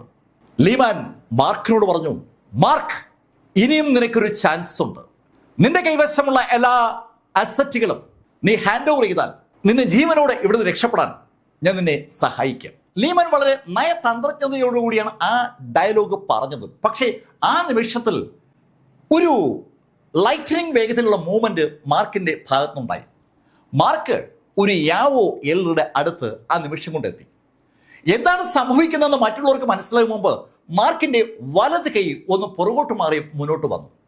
അടുത്ത നിമിഷത്തിൽ ആ യാവോ എൽറുടെ തല അങ്ങ് ചിതറി. മാർക്ക് രണ്ടും കൽപ്പിച്ചാണ്. അതാണ് ആ ആക്ഷൻ വിളിച്ചു പറഞ്ഞ ഉത്തരം. പെട്ടെന്ന് ആ യാവോ കുടുംബത്തിന്റെ എൽറുടെ തല ചിതറിയതും സകല ആളുകളും ഒന്ന് വിജിലന്റായി. മാർക്ക് ഫെല്ലർ രണ്ടും കൽപ്പിച്ചാണെന്നുള്ള കാര്യം അവർക്ക് ഏവർക്കും ബോധ്യമായിരിക്കുകയാണ്. പെട്ടെന്നാണ് യൻ കുടുംബക്കാർ അവിടെ എത്തിയത്. ആ യൻ കുടുംബക്കാർ പെട്ടെന്ന് ആ എൻറ്റിയർ ഏരിയയും അങ്ങ് ഫ്രീസ് ചെയ്തു, അല്ലെങ്കിൽ അതിനെ അങ്ങ് ബ്ലോക്ക് ചെയ്തു എന്ന് പറയാം. ആ മുഴുവൻ ഏരിയയും ബ്ലോക്ക് ചെയ്തിട്ട് യൻ കുടുംബക്കാരൻ മാർക്കിനോട് പറഞ്ഞു, മാർക്ക് ഫെല്ലർ, നീ എത്ര ശക്തമായി ശ്രമിച്ചാലും ഇനി നിനക്ക് ഇവിടുന്ന് പുറത്തേക്ക് പോകാനാവില്ല. അതിശക്തമായ ഒരു ഫോർമേഷനാണ് ആ യൻ കുടുംബം അവിടെ സൃഷ്ടിച്ചിരിക്കുന്നത്. അവർ അങ്ങനെ ആ ഫോർമേഷൻ സൃഷ്ടിച്ചത് വെറും ഡിവൈൻ ആർട്ടിഫാക്റ്റുകൾ ഉപയോഗിച്ചൊന്നുമല്ല. അവരുപയോഗിച്ചിരിക്കുന്നത് ആ യാൻ കുടുംബത്തിന്റെ ഇമ്മോർട്ടൽ എംബറുടെ വിൽ പവർ ഉപയോഗിച്ചാണ്. അദ്ദേഹം മരണപ്പെടുന്ന സമയത്ത് അവശേഷിപ്പിച്ചു പോയ ആ ഡിവൈൻ സിൻസിന്റെ ഒരു ഭാഗം അവർ സുരക്ഷിതമായി സൂക്ഷിച്ചിരുന്നു. അതുപയോഗിച്ചിട്ടാണ് അവർ ആ ആകാശം ഉൾപ്പെടെ മുഴുവൻ സീൽ ചെയ്തത്. ശരിക്കും ഒരു സ്കൈ സീലിംഗ് ഓർബിറ്റ് തന്നെ അവരുണ്ടാക്കിയെന്ന് പറയാം. ആ എൻ്റെ മേഖലയ്ക്ക് ചുറ്റും ഒരു ഓർബിറ്റ്, ആ ഓർബിറ്റിലൂടെ ഒരു പ്രകാശം ഇങ്ങനെ സഞ്ചരിച്ചുകൊണ്ടിരിക്കുകയാണ്. അതിനെ കടന്ന് ഒരാൾക്കും പോകാൻ പറ്റില്ല. ആ പ്രകാശം ആ ഇമ്മോർട്ടൽ എംബറുടെ ഡിവൈൻ സെൻസാണ്. മാർക്ക് ആ കാഴ്ച കണ്ടു. മാർക്കിന്റെ മുഖത്ത് ഒരു ഭാവമാറ്റവുമില്ല. ഈ സമയമായപ്പോൾ ബ്ലാക്ക് കുടുംബത്തിലെ ടിയാൻ ലോങ്ങും അതുപോലെ അങ്കിൾ ഗുവാനും ബാക്കിയുള്ള ആളുകൾ സ്ഥലത്തെത്തി. ഇപ്പോൾ എല്ലാ കുടുംബവും അവിടെ ഉണ്ട്. ഈ കാഴ്ചയിൽ കണ്ടുകൊണ്ട് അല്പം പുറകിലായി നിൽക്കുകയാണ് സാക്ഷാൽ ടിയാൻ ഷി ബ്ലാക്ക്. പത്മവ്യൂഹത്തിൽ അകപ്പെട്ട അഭിമന്യുവിൻ്റെ അവസ്ഥയിലാണ് മാർക്ക് ഫെല്ലർ. മാർക്കിന് ചുറ്റും വളഞ്ഞു നിൽക്കുന്ന ആളുകൾ അക്ഷരാർത്ഥത്തിൽ മാർക്കിനെ കൊന്നൊടുക്കാനുള്ള ദേഷ്യത്തിലാണ് നിൽക്കുന്നത്. മാർക്കിന് നേരെ ആദ്യം അറ്റാക്ക് ചെയ്തത് ഷീ കുടുംബത്തിലെ ക്യുൻജിങ് ആണ്. മാർക്കിനോട് ഒരു പക അയാൾക്ക് അവിടെ പർഗേറ്ററി വെച്ച് ഉണ്ടായിട്ടുണ്ട്. മാർക്ക് അവിടെ നിന്ന് ഇങ്ങോട്ടേക്ക് ടെലിപ്പോർട്ടേഷൻ വഴി എത്തിയപ്പോൾ വിവരം അറിഞ്ഞ അയാൾ കൂടി ഇങ്ങ് എത്തിയതാണ്. അയാളുടെ അറ്റാക്ക് മാർക്കിന്റെ ബോഡിക്ക് നേരെ ഉണ്ടായ ആ നിമിഷത്തിൽ യാവോ കുടുംബക്കാരും നീ കുടുംബക്കാരും മാർക്കിനെ അറ്റാക്ക് ചെയ്തു. ആ അറ്റാക്കിനെ മൈൻഡ് ചെയ്യാതെ മാർക്ക് ഫെല്ലർ ഷട്ടിൽ അടിക്കും പോലെ ഒരാളിന്റെ അടുത്തുനിന്ന് അടുത്ത ആളുടെ അടുത്തേക്ക് പായുകയാണ്. മാർക്കിന്റെ അതിശക്തമായ പഞ്ചുകളും എതിരാളികളുടെ ഡിവൈൻ ആയുധങ്ങളും തമ്മിലുള്ള ഏറ്റുമുട്ടൽ ആ മേഖല മുഴുവൻ ശബ്ദ മുഖരിതമാക്കുകയാണ്. ചുറ്റുപാടുള്ള ആളുകളൊക്കെ ഈ കാഴ്ച ദുരന്ന് കാണുകയാണ്. അടുത്തേക്ക് ആർക്കും വരാൻ പറ്റാത്ത ശൈലിയിൽ തീയുടെയും പുകയുടെയും പ്രകാശത്തിന്റെയും അതുപോലെ ഇടിവെട്ടിന്റെയൊക്കെ ഒരു മേഖലയായി ആ ബ്ലാക്ക് കുടുംബത്തിന്റെ പുറത്തുള്ള സ്ഥലം മാറിയിരിക്കുകയാണ്. ബ്ലാക്ക് കുടുംബത്തിലേക്ക് എല്ലാ ദിവസവും നൂറുകണക്കിന് ആളുകൾ റിക്രൂട്ട്മെന്റിനായിട്ട് എത്തും. അവരൊക്കെ ഈ കാഴ്ച കാണാനായി അവിടെ എത്തിയിട്ടുണ്ട്. ശരിക്കും അതിശക്തമായ ഒരു ഫൈറ്റ് ആരംഭിച്ചു. ഏതാനും മിനിറ്റുകൾ കഴിഞ്ഞപ്പോൾ പല എൽഡേഴ്സിനും ഒരു കാര്യം മനസ്സിലായി. മാർക്ക് ഫെല്ലർ അവർ വിചാരിക്കുന്നതിനേക്കാൾ ഒരു പടി മുകളിലാണ്. അത് മനസ്സിലായതും അവരൊക്കെ പരസ്പരം സംസാരിച്ചു തുടങ്ങി. ഇവനൊരു 4th ഗ്രേഡ് ട്രൂ സെയിന്റ് അല്ലേ, എന്നിട്ടും ഇവൻ എന്തൊരു ശക്തിയാ. ഉടൻ മറ്റുള്ളവർ പറഞ്ഞു അത് അവന്റെ കയ്യിലുള്ള ആർട്ടിഫാക്റ്റുകൾ കാരണം അവന് കിട്ടിയതാണ്. മാർക്കിന്റെ കയ്യിൽ ഒരുപാട് ദിവ്യ ആയുധങ്ങളുണ്ട്. ആ ആയുധങ്ങളുടെ ശക്തിയാണ് അവൻ ഉപയോഗിക്കുന്നത്. അങ്ങനെ ആ ആള് തീർത്തു പറഞ്ഞതും കൂടെ കേട്ടുകൊണ്ടുവന്ന ആള് പറഞ്ഞു നമുക്ക് ഇവനെ കൊന്നിട്ട് ഇവന്റെ ആ ആയുധങ്ങളെല്ലാം എടുക്കണം, അപ്പോ നമുക്കും അതിശക്തരാകാൻ പറ്റും. ആഗ്രഹങ്ങൾ പല വിധമാണല്ലോ. ആ യുദ്ധത്തിൽ മാർക്കിനെ വകവരുത്തിയാൽ മാർക്കിന്റെ കൈവശമുള്ള മുഴുവൻ അവർക്ക് എല്ലാവർക്കും കൂടി വീതം വെച്ചെടുക്കാം. ഒരു സംയുക്ത ആക്രമണം അങ്ങനെ നടക്കുമ്പോൾ പെട്ടെന്ന് ഗുയാൻ ബ്ലാക്ക് മാർക്കിന്റെ മുന്നിലേക്ക് കയറി. ഗുയാൻ ബ്ലാക്ക് മാർക്കിനെ അറ്റാക്ക് ചെയ്തത് ഫിസിക്കൽ ആയുധം ഉപയോഗിച്ചല്ല, അതിശക്തമായ ഡിവൈൻ സെൻസ് അറ്റാക്കാണ് അയാൾ മാർക്കിന് നേരെ നടത്തിയത്. ഫിസിക്കൽ സ്ട്രെങ്തിൽ മാർക്ക് ഒരു പടി മുന്നിലാണെന്ന് അറിയാവുന്ന ഗുയാൻ ബ്ലാക്കിന്റെ ശക്തമായ ആ ഡിവൈൻ സെൻസ് കൊണ്ടുള്ള അറ്റാക്കിനെ മാർക്ക് ഫെല്ലർ അതേ ശൈലിയിൽ ഡിവൈൻ സെൻസ് കൊണ്ട് തടുത്തു എന്ന് മാത്രമല്ല മാർക്കിന്റെ ഡിവൈൻ സെൻസ് ഗുയാൻ ബ്ലാക്കിന്റെ ഡിവൈൻ സെൻസിലേക്ക് ഇടിച്ച് കയറുകയും ചെയ്തു. ഗുയാൻ ബ്ലാക്ക് ഏതാനും അടി പുറകോട്ട് തൽഫലമായി തെറിച്ചു. അയാൾക്ക് വിശ്വസിക്കാൻ പറ്റുന്നില്ല. അയാള് എത്രയോ കാലങ്ങളായി കൾട്ടിവേറ്റ് ചെയ്യുന്ന ആളാണ്. അയാളുടെ ഡിവൈൻ സെൻസ് ഈ ഹോളി റീജിയനിലെ ഏറ്റവും ശക്തമായ ഡിവൈൻ സെൻസ് ആണെന്ന് അയാള് അഹങ്കരിച്ചിരുന്ന ആളാണ്. അയാളുടെ ഡിവൈൻ സെൻസ് അറ്റാക്കാണ് ഈ ഹോളി റീജിയനിലെ ഏറ്റവും ശക്തമായ അറ്റാക്ക് എന്നാണ് അയാൾ സ്വയം കരുതിയിരുന്നത്. പക്ഷെ ആ വിശ്വാസത്തെ ഇവിടെ ഇതാ മാർക്ക് ഫെല്ലർ ചോദ്യം ചെയ്തിരിക്കുകയാണ്. മാർക്കിന്റെ ബോഡിയിൽ പല സ്ഥലത്തും ചോര പൊടിയുന്നുണ്ട്. മാർക്കിനെതിരെ ഇപ്പോ ആക്രമിക്കുന്നത് നീ കുടുംബത്തിന്റെ ഒരു യോദ്ധാവാണ്. അയാൾ ഉക്സിയാവോയുടെ സഹോദരനാണ്. നീ സിയാനാവോ എന്ന ആ വ്യക്തി ഒരു വാള് മാർക്കിനെതിരെ ചൂണ്ടിയിരിക്കുകയാണ്. മാർക്ക്, നീ എൻ്റെ സഹോദരനെ കൊന്നു. നിന്റെ കഴുത്തറുത്ത് ആ രക്തം കൊണ്ട് ഞാൻ എൻ്റെ സഹോദരന്റെ ശവകുടീരത്തിൽ തൊട്ട് വണങ്ങുമ്പോൾ മാത്രമേ മാർക്ക് എന്റെ ദേഷ്യം ശമിക്കത്തുള്ളൂ. അങ്ങനെ പറഞ്ഞുകൊണ്ട് നീ സിയാവോ മുകളിലായിട്ട് കുതിച്ചിട്ട് ആകാശത്ത് ഒരൊറ്റ വീശ്. ശരിക്കും അനവധി സോഡുകളുടെ ഒരു ശൃംഖല തന്നെ പെട്ടെന്ന് ആകാശം താഴേക്ക് പാഞ്ഞു വരികയാണ്. നൂറുകണക്കിനെന്നോ ആയിരക്കണക്കിനെന്നോ വിളിക്കാൻ കഴിയുന്ന ശൈലിയിൽ വാളുകൾ മുകളിൽ നിന്ന് താഴേക്ക് കുത്തനെ പാഞ്ഞു വരുമ്പോൾ മാർക്ക് ഫെല്ലറുടെ ബോഡിക്ക് ചുറ്റുമായി 10,000-കണക്കിന് വലയങ്ങൾ മാർക്കിങ് തീർത്തു. മാർക്കിന്റെ ബോഡിക്ക് ചുറ്റുമുള്ള വലയങ്ങൾ കീറി മുറിച്ചുകൊണ്ട് ആ വാളുകൾ മുന്നേറുമ്പോഴും കീറി മുറിക്കപ്പെടുന്ന ആ വലയങ്ങൾക്ക് പകരമായി പുതിയ വലയങ്ങൾ മാർക്കിന് ചുറ്റും ഉണ്ടാവുകയാണ്. അമ്പരപ്പിക്കുന്ന ആ കാഴ്ച നീ കുടുംബത്തെ മാത്രമല്ല ആ എൻറ്റയർ ഹോളി റീജിയനിലെ അരിസ്റ്റോക്രാറ്റിക് കുടുംബങ്ങളെ ഞെട്ടിച്ചു എന്ന് പറയാം. ഈ കാഴ്ച കണ്ട ബ്ലാക്ക് കുടുംബത്തിന്റെ തലവൻ ടിയാൻഷി ബ്ലാക്കിന്റെ ചുണ്ടിൽ ഒരു പുഞ്ചിരി അറിയാതെ വിരിയുകയാണ്. ശത്രുവാണെങ്കിലും മാർക്ക് ഫെല്ലറുടെ ആ അമാനുഷ്യമായ കഴിവിനെ അംഗീകരിക്കാതെ നിർവാഹമില്ല. അങ്ങനെ ഒരു ചിന്തയാണ് ടിയാൻഷി ബ്ലാക്കിന് ആ സമയത്തുള്ളത്. ഈ സമയത്ത് ശരിക്കും ടെൻഷനിൽ നിൽക്കുന്നത് സാക്ഷാൽ എമിലി ബ്ലാക്കാണ്. എമിലി ബ്ലാക്കിന് അനങ്ങാൻ കഴിയാത്ത ശൈലിയിൽ എമിലിയെ ടിയാൻഷി ബ്ലാക്ക് ബന്ധിച്ചിരിക്കുന്നു എന്ന് പറയാം. എമിലി ആ ബന്ധനത്തിൽ നിന്ന് മോചിതയാകാൻ ഒരു ശ്രമം നടത്തുന്നുണ്ടെങ്കിലും ടിയാൻഷിയുടെ ആ പവർഫുൾ ബാരിയറിനെ മറികടക്കാൻ എമിലിക്ക് അങ്ങോട്ട് പറ്റുന്നില്ല. നേരത്തെ ഡിവൈൻ സെൻസുള്ള അറ്റാക്കിൽ പുറകോട്ട് മാറിയ ഗുയാൻ ബ്ലാക്കിനൊപ്പം ഇപ്പോ സാക്ഷാൽ ലീമാനും ചേർന്നിട്ടുണ്ട്. ഹോളി റീജിയനിലെ ശക്തരാണല്ലോ ലീമാനും ഗുയാൻ ബ്ലാക്കും. ഒരു ഭാഗത്ത് ബ്ലാക്ക് കുടുംബത്തിന്റെ ഗുയാനും മറുഭാഗത്ത് ഷീ കുടുംബത്തിന്റെ ലീമാനും, മുമ്പിൽ നീ കുടുംബത്തിലെ ആ ഓക്സിയാവയുടെ സഹോദരൻ, പുറകിലായി യാവോ കുടുംബത്തിലെയും അതുപോലെ ജിയാൻ കുടുംബത്തിലെയും യോദ്ധാക്കൾ. ഈ വലയത്തിന് പുറത്തായി ബാക്കിയുള്ള ആളുകൾ മാർക്കിന്റെ ആ വീഴ്ച പ്രതീക്ഷിച്ച് നിൽക്കുകയാണ്. അതിന് പുറകിലായി യാൻ കുടുംബത്തിന്റെ ആ സൂപ്പർ യോദ്ധാവ് ആ എൻ്റെ ഏരിയ സീൽ ചെയ്തുകൊണ്ട് അങ്ങനെ നിൽക്കുകയാണ്. മാർക്ക് ഫെല്ലർ ഒരു കാരണവശാലും അവിടുന്ന് രക്ഷപ്പെടാൻ പാടില്ല എന്നുള്ളത് അയാൾ തീരുമാനിച്ച് ഉറപ്പിച്ചിരിക്കുന്ന കാര്യമാണ്. പക്ഷേ പെട്ടെന്നാണ് സെൻട്രൽ സ്പോട്ടിൽ നിന്ന് മാർക്ക് ഫെല്ലറുടെ കാല് തറയിൽ ആഞ്ഞ് ചവിട്ടുന്നത്. തറയിൽ ആഞ്ഞ് മാർക്ക് ഫെല്ലർ ചവിട്ടിയതും അനവധി തരംഗങ്ങളാണ് മാർക്കിന് ചുറ്റും ഉണ്ടായത്. ആ തറ ഒന്ന് കിടുങ്ങി എന്ന് പറയാം. ആയിരക്കണക്കിന് തരംഗങ്ങൾ ചുറ്റും അങ്ങനെ വ്യാപിച്ചതും മാർക്ക് ഫെല്ലറുടെ ഇടത് കൈ തറയിൽ ആഞ്ഞൊന്നടിച്ചു. മാർക്ക് ഒന്ന് കുനിഞ്ഞ തറയിൽ ആഞ്ഞടിച്ചതും തറയിൽ നിന്ന് ശരിക്കും ഒരു പൂക്കുറ്റി പോലെ ലാവ മുകളിലേക്ക് അങ്ങനെ പൊങ്ങി വന്നു.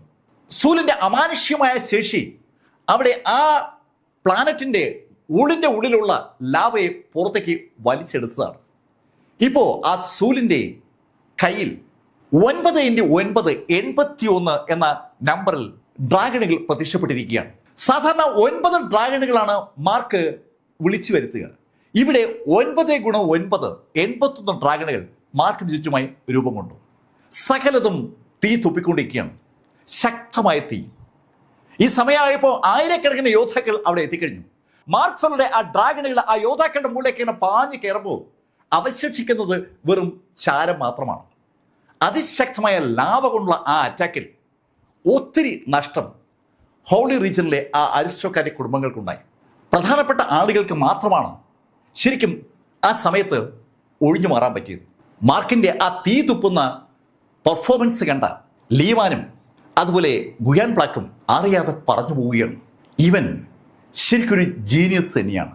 അവനെ കൊന്ന് അവൻ്റെ ആ സൂലിൻ ഗ്ലൗ നമുക്ക് എടുക്കണം. ഒരേ സമയത്ത് തന്നെ 2 വാചകങ്ങളും അവർ രണ്ടുപേരും പറഞ്ഞു പോവുകയാണ്. മാർക്ക് ഫെല്ലർ ജീനിയസ് ആണെന്ന് സമ്മതിക്കുമ്പോൾ തന്നെ മാർക്കിനെ കൊല്ലേണ്ടതിന്റെ ആവശ്യകത അവർ ഊന്നി പറയുകയാണ്. മാർക്കിനെ കൊന്നാൽ അവൻ്റെ കൈവശമുള്ള ആ ആർട്ടിഫാക്റ്റുകളൊക്കെയും അവർക്ക് സ്വന്തമാകും. അതിനൊപ്പം ജി കുടുംബത്തിൻ്റെ ആ അമൂല്യമായ സ്വത്തുക്കളും അവരെ തേടി വരും. അതാണ് എല്ലാവരെയും ആകർഷിക്കുന്നത്. യുദ്ധം കൊടുമ്പുരി കൊള്ളുകയാണ്. ഈ 9 അരിസ്റ്റോക്രാറ്റിക് കുടുംബങ്ങളും ഒരു ദിവസം രാവിലെ അങ്ങനെ അരിസ്റ്റോക്രാറ്റിക് കുടുംബങ്ങളായതല്ല, ഗ്രേറ്റ് അരിസ്റ്റോക്രാറ്റിക് കുടുംബങ്ങൾ എന്നാണ് ആ 9 എണ്ണത്തിനെയും വിളിക്കുക. അതിൻ്റെ കാരണം അവരുടെ ആ ശക്തി തന്നെയാണ്. മാർക്ക് ഫെല്ലറുടെ 81 ഡ്രാഗണുകളും ചേർന്ന് അവിടെ വൻ വിപത്ത് സൃഷ്ടിച്ചെങ്കിലും അടുത്ത നിമിഷത്തിൽ അതിനേക്കാളേറെ യോദ്ധാക്കൾ വൻതോതിലുള്ള ഡിവൈൻ വെപ്പണുകളുമായി മാർക്കിനെ നേരിട്ടു. ഡിവൈൻ വെപ്പണുകൾ മാത്രമല്ല, ഡിവൈൻ സ്പെല്ലുകളും അവർ ഉപയോഗിച്ചു തുടങ്ങി. തലങ്ങും വിലങ്ങും മാർക്കിനെ അറ്റാക്ക് ചെയ്യാണ്. പക്ഷേ ഈ സമയത്ത് മാർക്കിനെ സപ്പോർട്ട് ചെയ്യാൻ എബിനി ബ്ലാക്കിന് പറ്റാത്ത അവസ്ഥയാണ്. അവളെ പൂർണ്ണമായും ടിയാൻഷി ബ്ലാക്ക് ബ്ലോക്ക് ചെയ്തിരിക്കുകയാണ്. ടിയാൻഷി ബ്ലാക്ക് ഈ ഫൈറ്റിൽ ഇടപെടുന്നതേയില്ല. അയാൾ 2 കൈയും അങ്ങനെ പുറകിൽ കെട്ടി ആ കാഴ്ചകൾ അങ്ങനെ കണ്ടുകൊണ്ട് നിൽക്കുകയാണ്.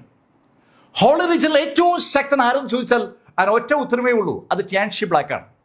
ആ ടിയാൻഷി ബ്ലാക്ക് മാർക്കിനെ തൊടാതെ ആ കാഴ്ച അങ്ങനെ കണ്ടുകൊണ്ട് നിൽക്കുമ്പോൾ മാർക്കും ഗുയാൻ ബ്ലാക്കും അതുപോലെ ലീമാനും തമ്മിൽ അതിശക്തമായ ഒരു ഫൈറ്റ് നടക്കുകയാണ്. മാർക്കിനെതിരെ ഡിവൈൻ സ്പെല്ലുകളുടെ ഒരു വൻ വർഷം തന്നെ ലീമാനും ഗുയാൻ ബ്ലാക്കും ചേർന്ന് നടത്തിയെങ്കിലും അതിനെല്ലാം മാർക്ക് ഫെല്ലർ തടുത്തു. അങ്ങനെ മാർക്ക് അവരുടെ സ്പെല്ലുകൾ തടുക്കുമ്പോൾ രണ്ടുപേരുടെയും ഉള്ളിൽ മാർക്കിനോട് ഒരു ബഹുമാനം ഉണ്ടാകുന്നുണ്ട്. പക്ഷെ അതൊന്നുമല്ല ബാക്കിയുള്ള ആളുകളുടെ അവസ്ഥ. അവര് മാർക്കിനെ തലങ്ങ് വിലങ്ങ് അറ്റാക്ക് ചെയ്യണം. മാർക്ക് തൻ്റെ ശരീരത്തിലെ ഊർജ്ജം മുഴുവൻ അവരെ അറ്റാക്ക് പ്രതിരോധിക്കാനും തിരിച്ച് അറ്റാക്കിനുമായി ഉപയോഗപ്പെടുത്തുകയാണ്. സൂര്യന്റെ ആ ഗ്ലൗ ആക്ടിവേറ്റ് ചെയ്യാനും ഡിവൈനായി ആക്ടിവേറ്റ് ചെയ്യാനും ഒക്കെ മാർക്കിന് ഒത്തിരി ഊർജ്ജം വേണം.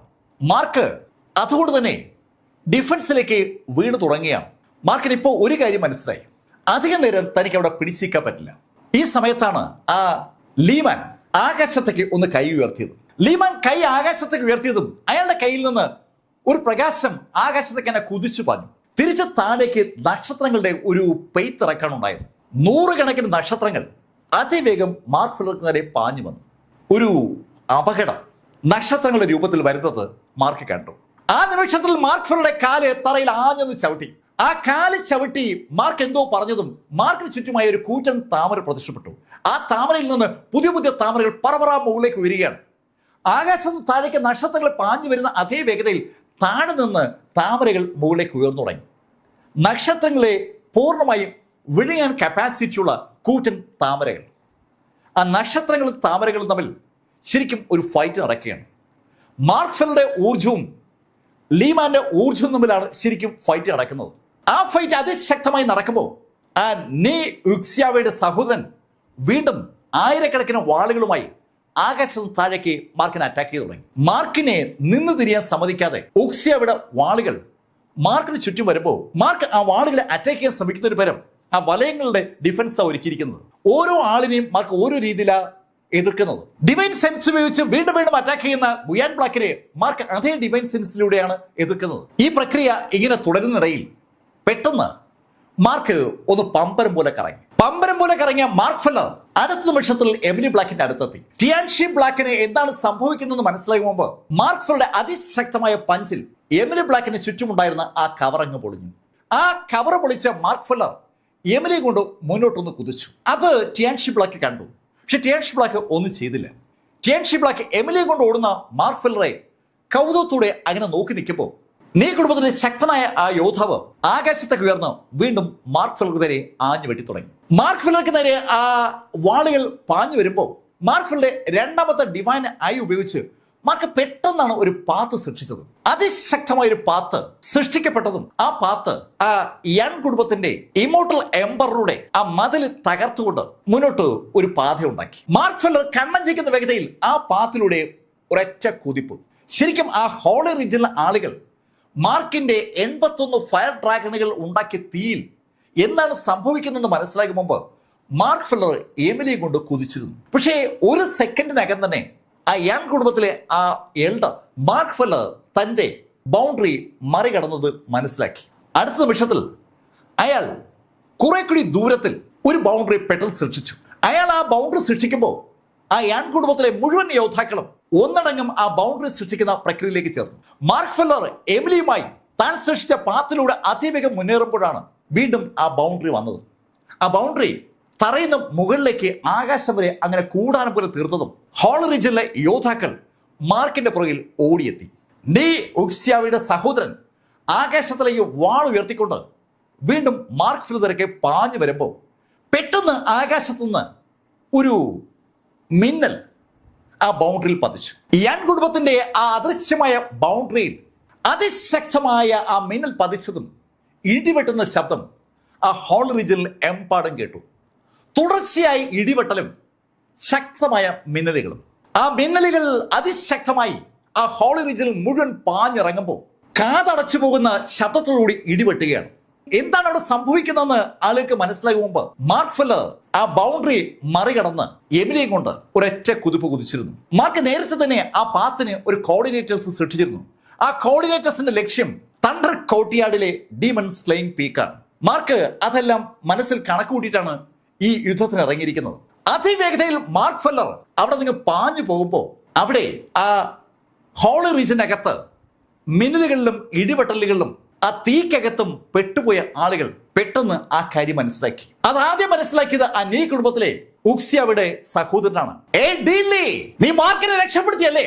തണ്ടർ കോർട്ട്യാർഡിന്റെ പ്രശസ്തമായ ഇടി മിന്നലുമാണ് ശരിക്കും അവിടെ പെയ്തിറങ്ങിയത്. ആകാശത്ത് മേഘങ്ങളൊന്നും ഇല്ലാതിരിക്കെ എങ്ങനെ ഇടിമിന്നലും ഉണ്ടായി എന്ന് ആളുകൾ ആലോചിക്കുമ്പോൾ നീ കുടുംബത്തിന്റെ ആ എൽഡറുടെ ശബ്ദം അവിടെ അങ്ങനെ ഉയർന്നു കേൾക്കുകയാണ്. കഥ ആളുകൾക്ക് മനസ്സിലായി. തണ്ടർ കോർട്ട്യാർഡ് ഇതാ ഇടപെട്ടിരിക്കുന്നു. അത് മനസ്സിലായതും ഹോളി റീജിയനിലെ അരിസ്റ്റോക്രാറ്റ് കുടുംബങ്ങൾ ഒന്നടങ്കം അലറുകയാണ്. തണ്ടർ കോർട്ട്യാർഡിന് ഇത്ര ധൈര്യമോ? ഹോളി റീജിയനിലെ 9 കുടുംബങ്ങളും ചേർന്ന് മാർക്ഫെല്ലറെ വേട്ടയാടിക്കൊണ്ടിരിക്കുമ്പോൾ മാർക്ഫെല്ലറെ രക്ഷിക്കാൻ വേണ്ടി ആ അദൃശ്യമായ കവർ പൊളിച്ചത് തണ്ടർ കോർട്ട്യാർഡിന്റെ ആ മിന്നലും ഇടിയുമാണ്. ശരിക്കും ഒരു കൺഫ്യൂഷൻ അവിടെ മുഴുവനുണ്ട്. ഈ സമയത്തും പുറകിൽ കൈകെട്ടി നിൽക്കുകയാണ് ടിയാൻഷി ബ്ലാക്ക്. അയാൾ ഈ യുദ്ധത്തിൽ പങ്കെടുത്തിട്ടേയില്ല. സകല ആളുകളും നിശബ്ദരായി നിൽക്കുന്ന ടിയാൻഷി ബ്ലാക്കിന്റെ അടുത്തേക്ക് വന്നു. ഹോളി ലോർഡ്, അങ്ങ് കണ്ടില്ലേ ഇത്? സെയിന്റസ് ബ്ലാക്കിനെ മാർക്ഫെല്ലർ അപഹരിച്ചുകൊണ്ട് പോയിരിക്കുകയാണ്. ശരിക്കും ടിയാൻഷി ബ്ലാക്ക് ആ കമന്റിന് ഒരു മറുപടി പറയാതെ അങ്ങ് വിദൂരത്തിലേക്ക് തന്നെ നോക്കി നിൽക്കുകയാണ്.